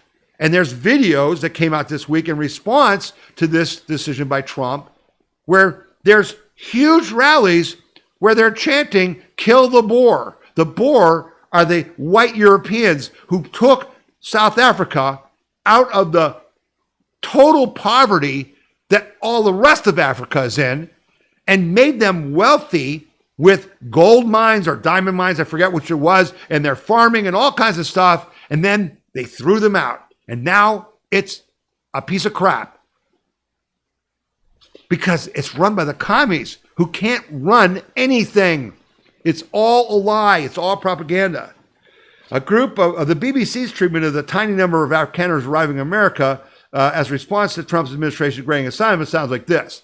The BBC said, a group of 59 white South Africans have arrived in the U.S. where they are being granted refugee status. President Donald Trump has said the refugees' application for the country's Afrikaner minority has been expedited as they were victims of racial discrimination. The South African government said the groups were not suffering any such persecution that would merit refugee status. The Trump administration has halted all other refugee admissions, including from applicants from war zones. Human Rights Watch described the move as a cruel racial twist, saying that thousands of people, many black and Afghan refugees, have been denied refuge in the U.S. The group of white South Africans who landed in Dulles Airport near Washington, D.C. on Monday received a warm welcome from U.S. authorities. Okay? Do you see why this is a challenge for all Western civilization? Because racism works both ways. And Eric Holder and Barack Obama said, oh, you can't be racist against whites because they're in the majority. Only blacks can be, you be racist against blacks and others, right? Well, in South Africa, they're the minority. So why isn't this racist by the blacks in South Africa? Because they don't want you to know the truth. They want you to believe the lies, right? Eric Holder was the one who said that the Civil Rights Division of the Department of Justice, our Civil Rights Division of our Department of Justice, would not go after the black guys who had clubs and guns outside the voting booth in Philadelphia when President Obama was running, the first supposedly black president who was mulatto. His mother was white, okay? They were intimidating voters. Oh, they couldn't be prosecuted because they're black and they were intimidating whites, and that's okay, say your Democrat commie rulers. Yeah, Donald Trump said F-A-F-O, okay? That ain't okay. We're not allowing this crap. It was awesome. And then, man, Trump just went into overdrive. And with everything I've said in the show, it's easy to forget these things. I got a couple things here that you haven't even heard because you're drinking from a fire hose. This one was awesome. Promises made, promises kept. Trump moves to lower prescription drug costs for all Americans. Man, people have talked about this forever, but they will never do it because they're owned by the big pharma. The news media is owned by them. Your congressman, every congressman has their own big pharma person, a full-time person who only kisses their ass all the time and writes them checks to vote to not do what Donald J. Trump just did. That's not my opinion. That's a fact. Go look it up. Trump uses most favored nation policy to make pharmaceutical companies match U.S. drug prices to the lowest cost sold in any other nation in the world. Editor's note, this is only and finally happening because Trump is not owned by the drug companies. That's the only reason Trump could do this. And RFK Jr. at the press conference stood up and said, Bernie Sanders has been saying this, Elizabeth Warren, Joe Biden, Barack Obama, they all said they would do this, but only Donald Trump did it because he's not owned by them. President Trump announced on May 11th that he would sign an executive order that he said would reduce prescription drug prices almost immediately. I am pleased to announce that tomorrow morning in the White House, I will be signing one of the most consequential executive orders in our country's history. Prescription drug and pharmaceutical prices will be reduced almost immediately by 30 to 80%. They will rise throughout the world in order to equalize and for the first time in many years, bring fairness to America. He said, for many years, the world has wondered why prescription drugs and pharmaceuticals in the United States of America were so much higher in price than they were in any other nation, sometimes being 5 to 10 times more expensive than the same drug manufactured in the same laboratory or plant by the same company. It was always difficult to explain and very embarrassing because, in fact, there is no explanation. The pharmaceutical drug companies would say for years that it was research and development costs, and that all these costs were and would be, for no reason whatsoever, borne by the suckers of America alone. Campaign contributions can do wonders, but not with me and not with the Republican Party. Yeah, it is with the Republican Party, but President Trump's just trying to cover for them. We are going to do the right thing, something the Democrats have fought for many years. Therefore, I am pleased to announce tomorrow morning I will be signing this executive order. Okay? This is so important because the benefits of the move will primarily apply to those on Medicare Plan Part B, a federal insurance plan that offers coverage on a monthly premium. The most favored nation's drug policy requires drug makers to offer Medicare Part B the lowest price among certain peer nations for a slate of high-cost prescription medications. So it's going to cost, think about this, folks. Why does our healthcare cost so much? Because we're paying 10 times more for drugs than we should be paying. It was a funny thing in the press conference. He talked about this billionaire who wrote to him from over in England, and he called him, he said he's a fat man, and he's taking the fat man drug, the Ozempic, to lose weight. And he wrote to Trump and said, I just bought the pill here in England for $88. Back in New York, it was $1,000. That's real, folks. That's how bad we've been being ripped off. But you know, all those people who say, oh, Trump's a dictator and he's doing everything to help himself and he's only helping MAGA. No, he's helping everyone. Do you realize what an impact this is going to have if someone goes to the drugstore next month, next year, whatever, before the 2026 election, and that pill they were paying, $50 for is now $20? Do you understand how much that helps? You talk about cutting inflation. You talk about cutting expenses. I know for many of you who are older like Nan and I, it's medical. The bills are ridiculous. The cost of drugs are bleeding us. This was huge. This was historic. Share this story at WeThePeopleConvention.org with everyone because they need to know that Donald Trump did this, not anyone else. No one else would or could. Wow. Oh my goodness. And then boom, back that up. RFK Jr.'s HHS to end routine COVID vaccine guidance for children and pregnant women. Wow. Can you say that's about time? Maha Action Chief Medical Advisor Dr. Asim Malhotra recounts how he met Health and Human Services Robert F. Kennedy and commended his leadership on the story. The Trump administration is backing away from the Center for Disease Control and Prevention's recommendations to vaccinate children and pregnant women against COVID-19, said Dr. Malhotra. The Department of Health and Human Services, led by Secretary Robert F. Kennedy, is planning to pull federal recommendations that these groups get COVID vaccines as a routine measure, the Wall Street Journal reported on Thursday. So while the left pushed, our daughter was forced to take a COVID shot when she was pregnant during COVID, which she did not want. And the pediatrician scared the hell out of her. Oh, your babies could die, whatever they said. She didn't want to do it. They forced her to do it with lies.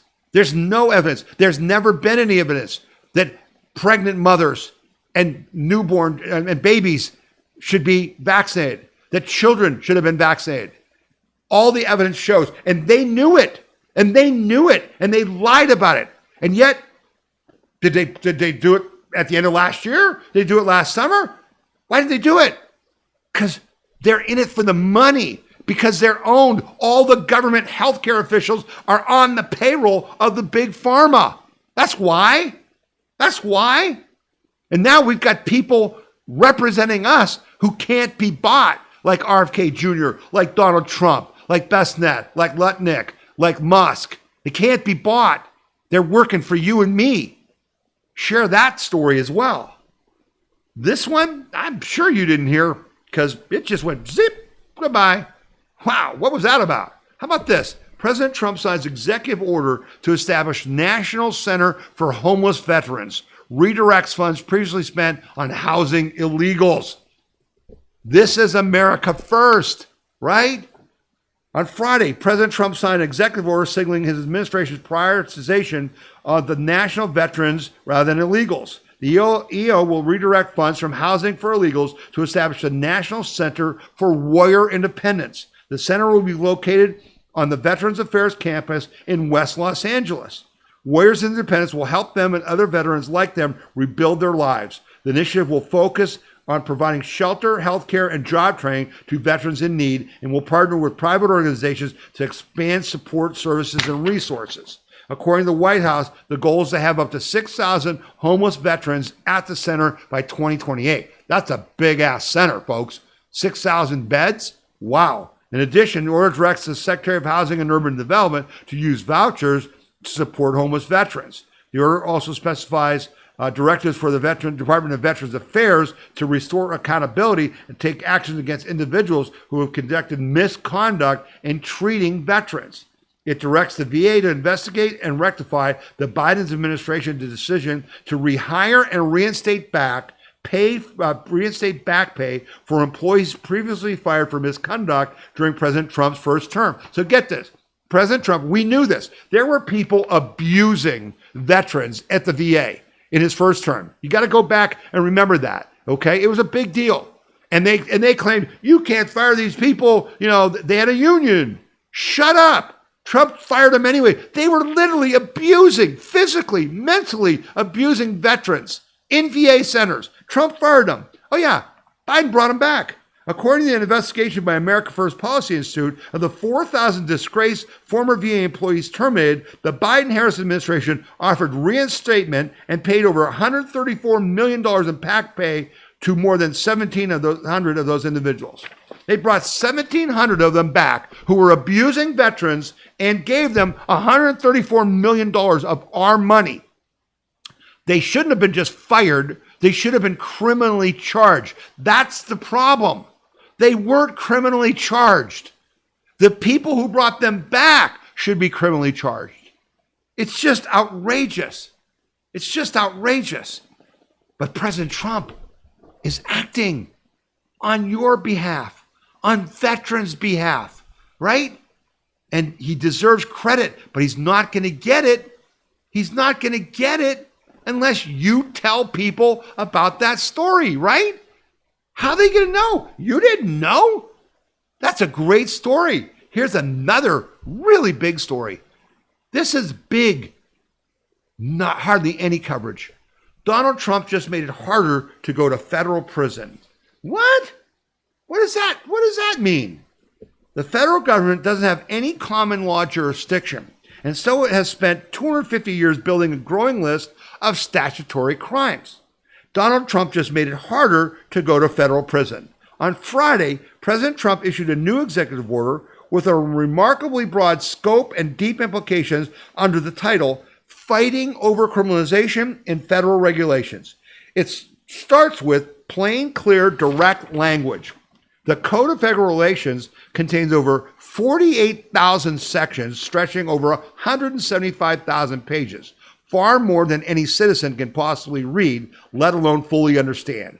Worse, many carry potential criminal penalties for violations. The situation has become so dire that no one, likely including those charged with enforcing our criminal laws at the Department of Justice, knows how many separate criminal offenses are contained in the Code of Federal Regulations, with at least one source estimating hundreds of thousands of such crimes. Many of these regulatory crimes are strict liability offenses, meaning that citizens need not have a guilty mental state to be convicted of a crime. Meaning, this is one of those things where you put something on your property and they go, oh, there's this law that says you can't do that without a permit. Instead of saying, okay, can I apply for a permit? They say, we're going to fine you. We might even put you in prison. This has been going on forever, folks, okay? This status quo is absurd and unjust. It allows the executive branch to write the law in addition to executing it. That situation can lend itself to abuse and weaponization by providing government officials tools to target unwitting individuals. It privileges large corporations, which can afford to hire expensive legal teams to navigate complex regulatory schemes and fence out new market entrants over average Americans. Moving to address the overcriminalization of federal regulations, the order flatly declares it is the policy of the United States that criminal enforcement of criminal regulatory offenses is disfavored, while adding agencies promulgating regulations potentially subject to criminal enforcement should explicitly describe the conduct subject to criminal enforcement, the authorizing statutes, and the mens rea standard applicable to those offenses. Well, what's mens rea mean? Mens rea is a guilty mind.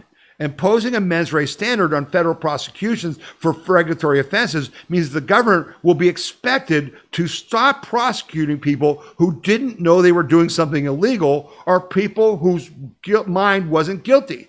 Their knowledge that they were doing something illegal and meant to can't be proved. It makes federal prosecution harder, less likely, and less common.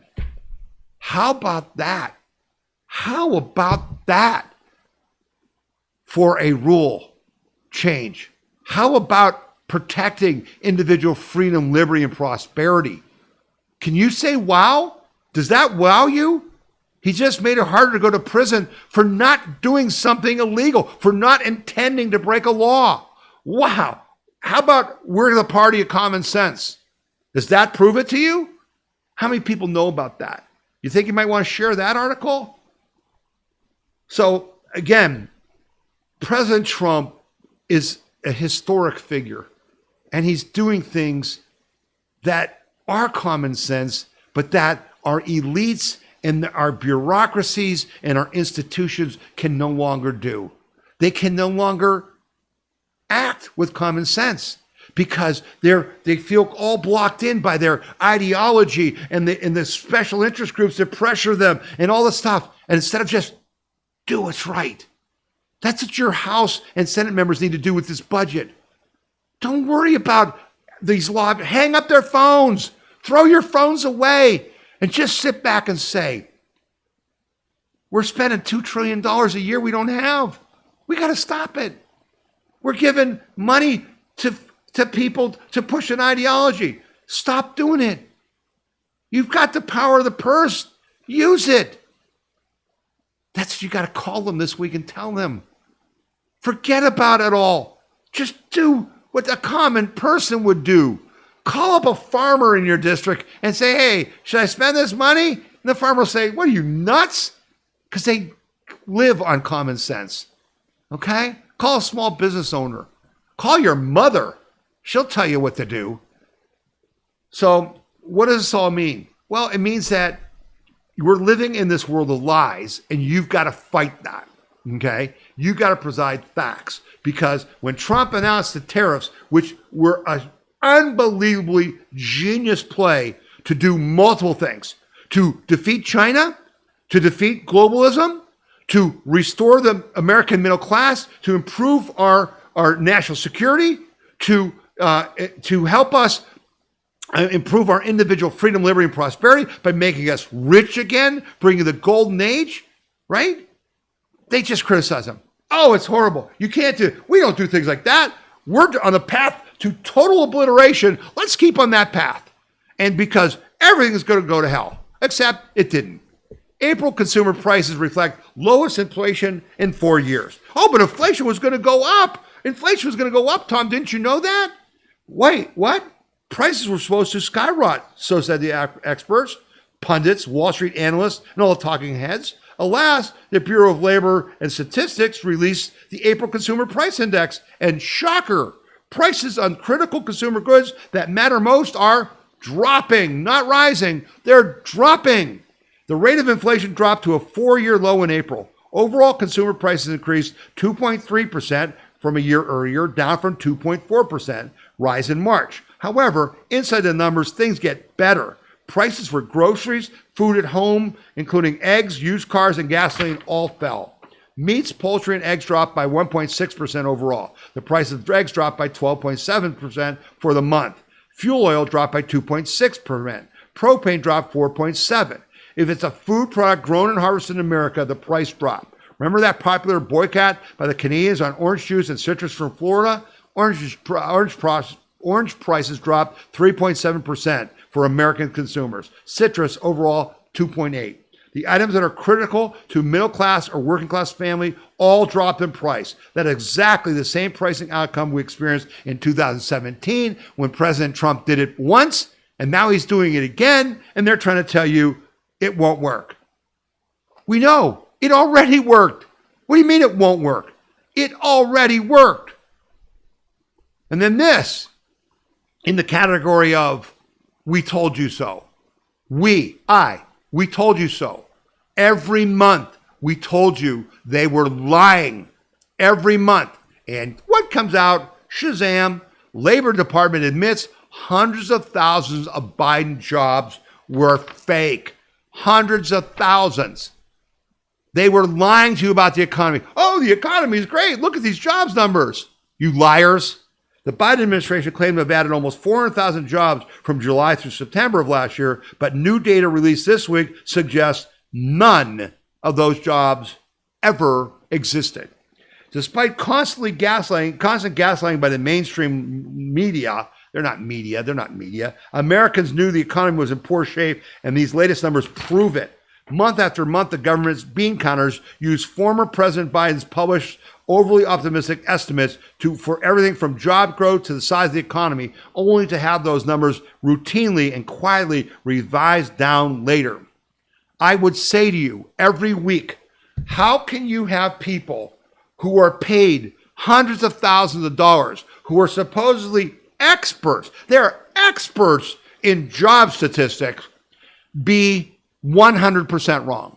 Oh, the estimate was for, this many jobs and it was twice that many. They all should be fired. Russ Vought and President Trump need to find these people and fire them. But it gets worse. Every month, the Bureau of Labor Statistics produced estimates for the number of non-farm payrolls in the country, as well as revisions for the last 2 months' estimate. Under Biden, these revisions were abnormal in magnitude and direction, being revised down with unusual frequency because it was intentional. It was political. They weren't giving you the jobs numbers, which is their damn job. They were trying to rig the election. That's why it's called election interference. These people who did this need to be charged with election interference. They did it intentionally. The numbers were right there and they put out false numbers. That's at least fraud. They should be charged with fraud. Well, these normal monthly job numbers are compiled from a survey of over 600,000 businesses.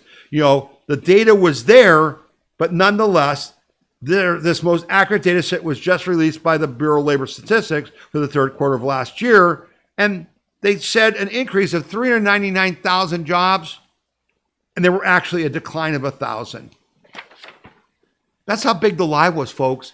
That's how the weaponization of government, why Ed Martin and the DOJ and Cash and those guys are talking, and Jim Comey and Comer and Jim Jordan are going after the weaponization of government. The government was weaponized to lie to you. Do you understand? A free people can't live in lies. You can't have a dishonest, corrupt government. That's exactly what we have from top to bottom, and the Democrats are proving it with every fight they pick to defend it. This is way bigger than a new president or just doing the right thing. This is saving the Union. This is restoring the Constitution. You should be excited. You should be thrilled, but you should support these actions because they're necessary. They're not elective. It's not like, oh yeah, we can just do this. No. So I want to bring a few more stories to you as we wrap up the podcast here, as we're kind of getting the end of it here. I posted this story to you guys, and I need you to go to our website. This is another ask. Go to our website and look at Charlie Kirk's interview, this video in this Invest America Act. It's a game changer. When I put out the text message to you, and if you haven't signed up to get our emails and text messages, go to wethepeopleconvention.org right here and go on the front page, click on the thing and give us your email and text address so we can send you these stories. I said in my text, this plan will make every American a capitalist because the left's goal is by indoctrination is to make them all communists, right? Well, how do you make them a capitalist? This plan that Ted Cruz has put into the budget bill, okay, and you need to support this when you call your congressman, right? So you're calling your congressman this week and you're saying, pass a bill, bring in the tax cuts, cut the spending, support cuts in Medicaid and Social Security that are waste, fraud, and abuse, get rid of the Doge cuts, and put in this Invest America Act. Because this Invest America Act says when you're born and you're given a Social Security card, we're going to put $1,000 in a government-funded investment account that's got a blockchain security thing in it that only your parents can't spend it. Only that child, when they're 18, will be able to spend it. And basically, it will put them in the stock market with $1,000. Now just think, if you just put $1,000 into the stock market and left it there till you're 18, how much would that be worth? It'd be worth at least several $1,000s. But then this bill allows people to add, the legislation seeks to establish private tax advantage investment accounts that will grow with each child over time, helping build long-term financial security and foster greater participation in the American economy. The Investment Act will trigger fundamental and transformative changes for the financial security and personal freedoms of American citizens for generations. Basically, they will allow up to $5,000 a year in contributions from friends and family. So like, we had when our grandkids were 6 months old, a year old, and you're going to buy them a birthday present. What are you going to get them? You usually put money in a 501, a plan for their education or whatever. You could put it in this, up to $5,000 a year from family and friends and from employers, and those contributions will grow in a tax-deferred basis, and they can take it out after they're 18. That's what individual freedom, liberty, and prosperity is about. This is how you establish that, right? You get them off the government tape. You don't create a government program that, like Social Security, that the government gets to play around with. You put this in investments that are theirs. You teach them capitalism. What a concept, huh? Capitalism. Great idea. Go look at that story and share it. I also need you to do this. I put this video up. This is from Steve Bannon talking at Hillsdale College on April 24th. And in this video, it's about an hour, Bannon explains that the hard part is still to come. We ain't done, folks. The enemies are all over. They're all over the globe. They're attacking us everywhere, in the courts, in your schools, in your churches, in the woke institutions. They're the Democrat Communist Party. There's these lawfare judges. We have to defeat them. Steve Bannon makes a powerful, you will share this with everyone you know, because he explains it's up to us. It's up to us. It's that simple. It's up to us. The November 5th was landing on Normandy. We still have to march across Europe and defeat the Nazis and then defeat the Soviets in the Cold War. It's going to be hard, but now we're on the attack. And we've got a great general in Donald J. Trump. And we've got to do it. So we'll put that on your list of things to do. And I'm going to wrap up the podcast, with this happy news. Many of you who watch the podcast for a long time, and those of you, I know many of you are new to the podcast, we've had a really great relationship with January 6th political prisoner Jake Lang. And I have to say to you that since they were released from prison, I've had no contact with Jake. He's been a busy guy. He's running for senator in Florida, and he's doing all these podcasts and stuff. And I've been watching them, but I haven't been talking to them. And he reached out to me on Wednesday and said, Tom, I want you to come on my podcast. And he has a great podcast that's on X. It's an X. It's called Spaces. So when you go on X, you can look for things that are going on. And I think it's from 6 to 9 every night. But you can find it. It's at Jake Lang, January 6th political prisoner. Or he's at Jake Lang J6. So JakeLang J6. And we had a great time.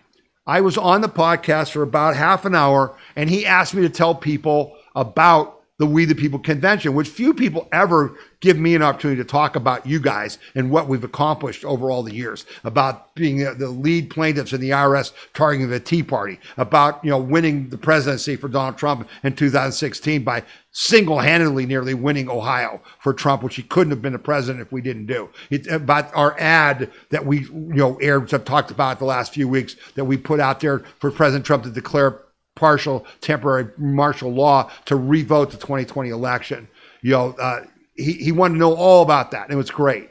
And so I want you to follow Jake on X at Jake Lang J6. And then for all of you down south, all of our members, we have thousands of members in Texas, Oklahoma, over there in Louisiana. Jake is not backing off, man. He is still out there fighting for every political prisoner, and he has decided that Derek Chauvin, the police officer from Minneapolis who was wrongly charged and convicted of murdering, George Floyd, they're going to go to the prison.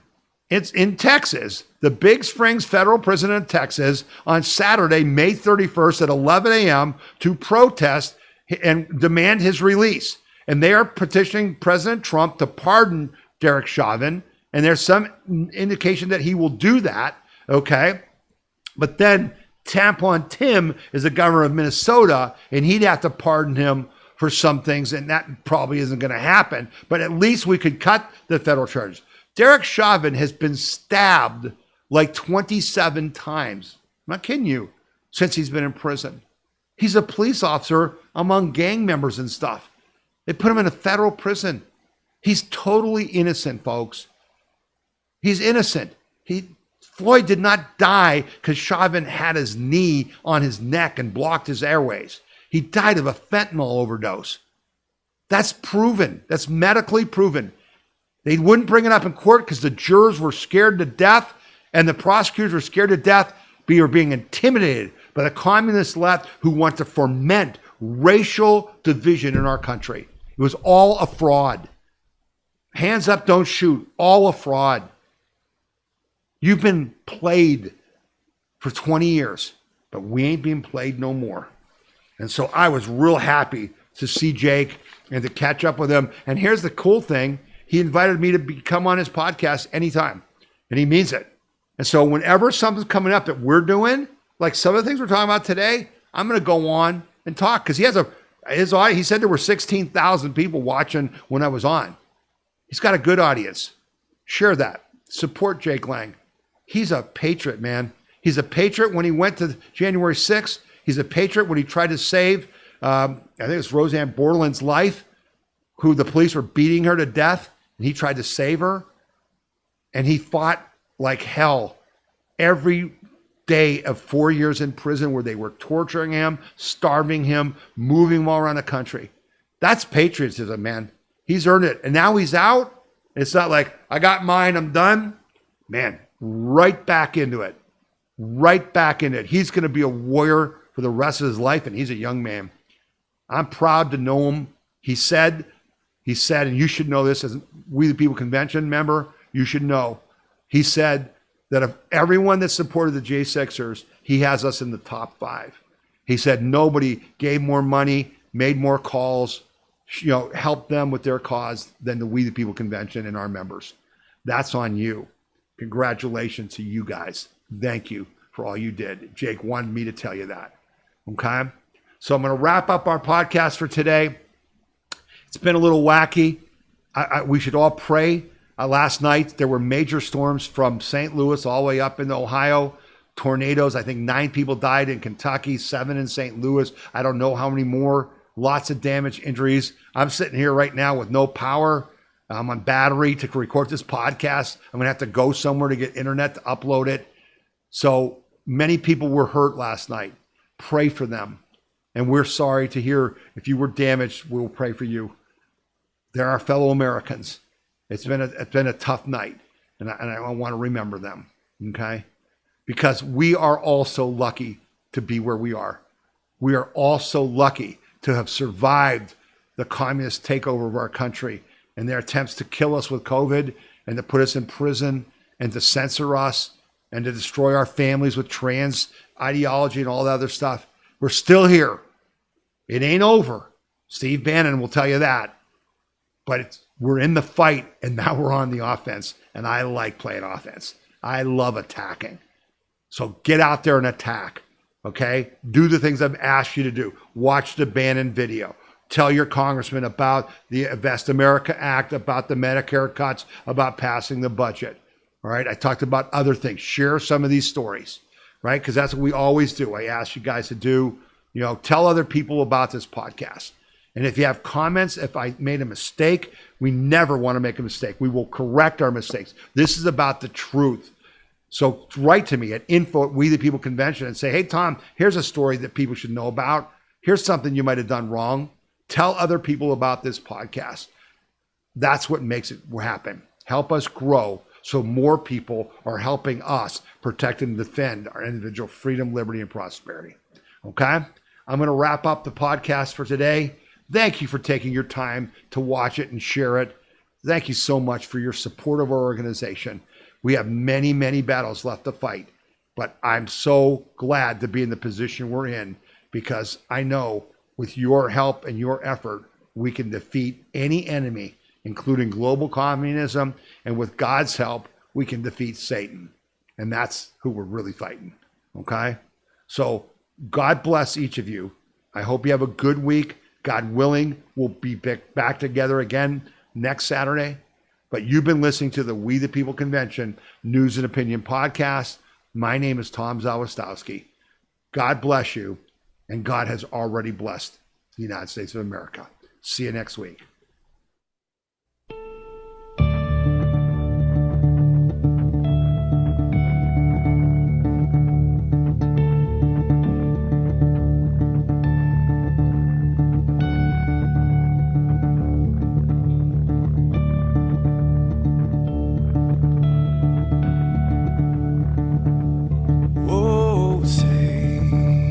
Can you see by the dawn's early light what so proudly we hailed at the twilight's last gleaming, whose broad stripes and bright stars through the perilous fights, oh, the ramparts we watched were so gallantly streaming, and the rockets trembling, the bombs bursting in air, gave proof through the night that our flag was still there. Oh, say, does that star-spangled banner yet wave o'er the land under the frame, and the home of the brave?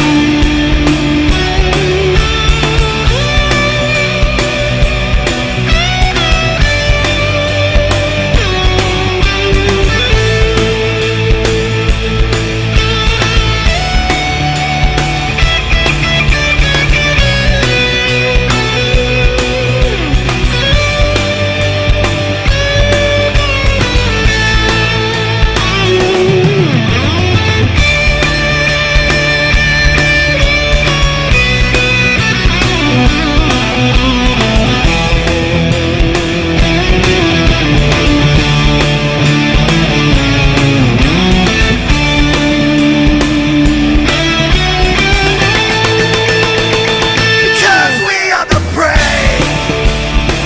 Yes, we are the brave. We'll fight to rename the name of the brave. We are the US of A. For those unaware, that flag is still there. It's our future to save this land of the brave, the US of A. Oh, say, does that star-spangled banner yet wave o'er the land of the free, and the home of the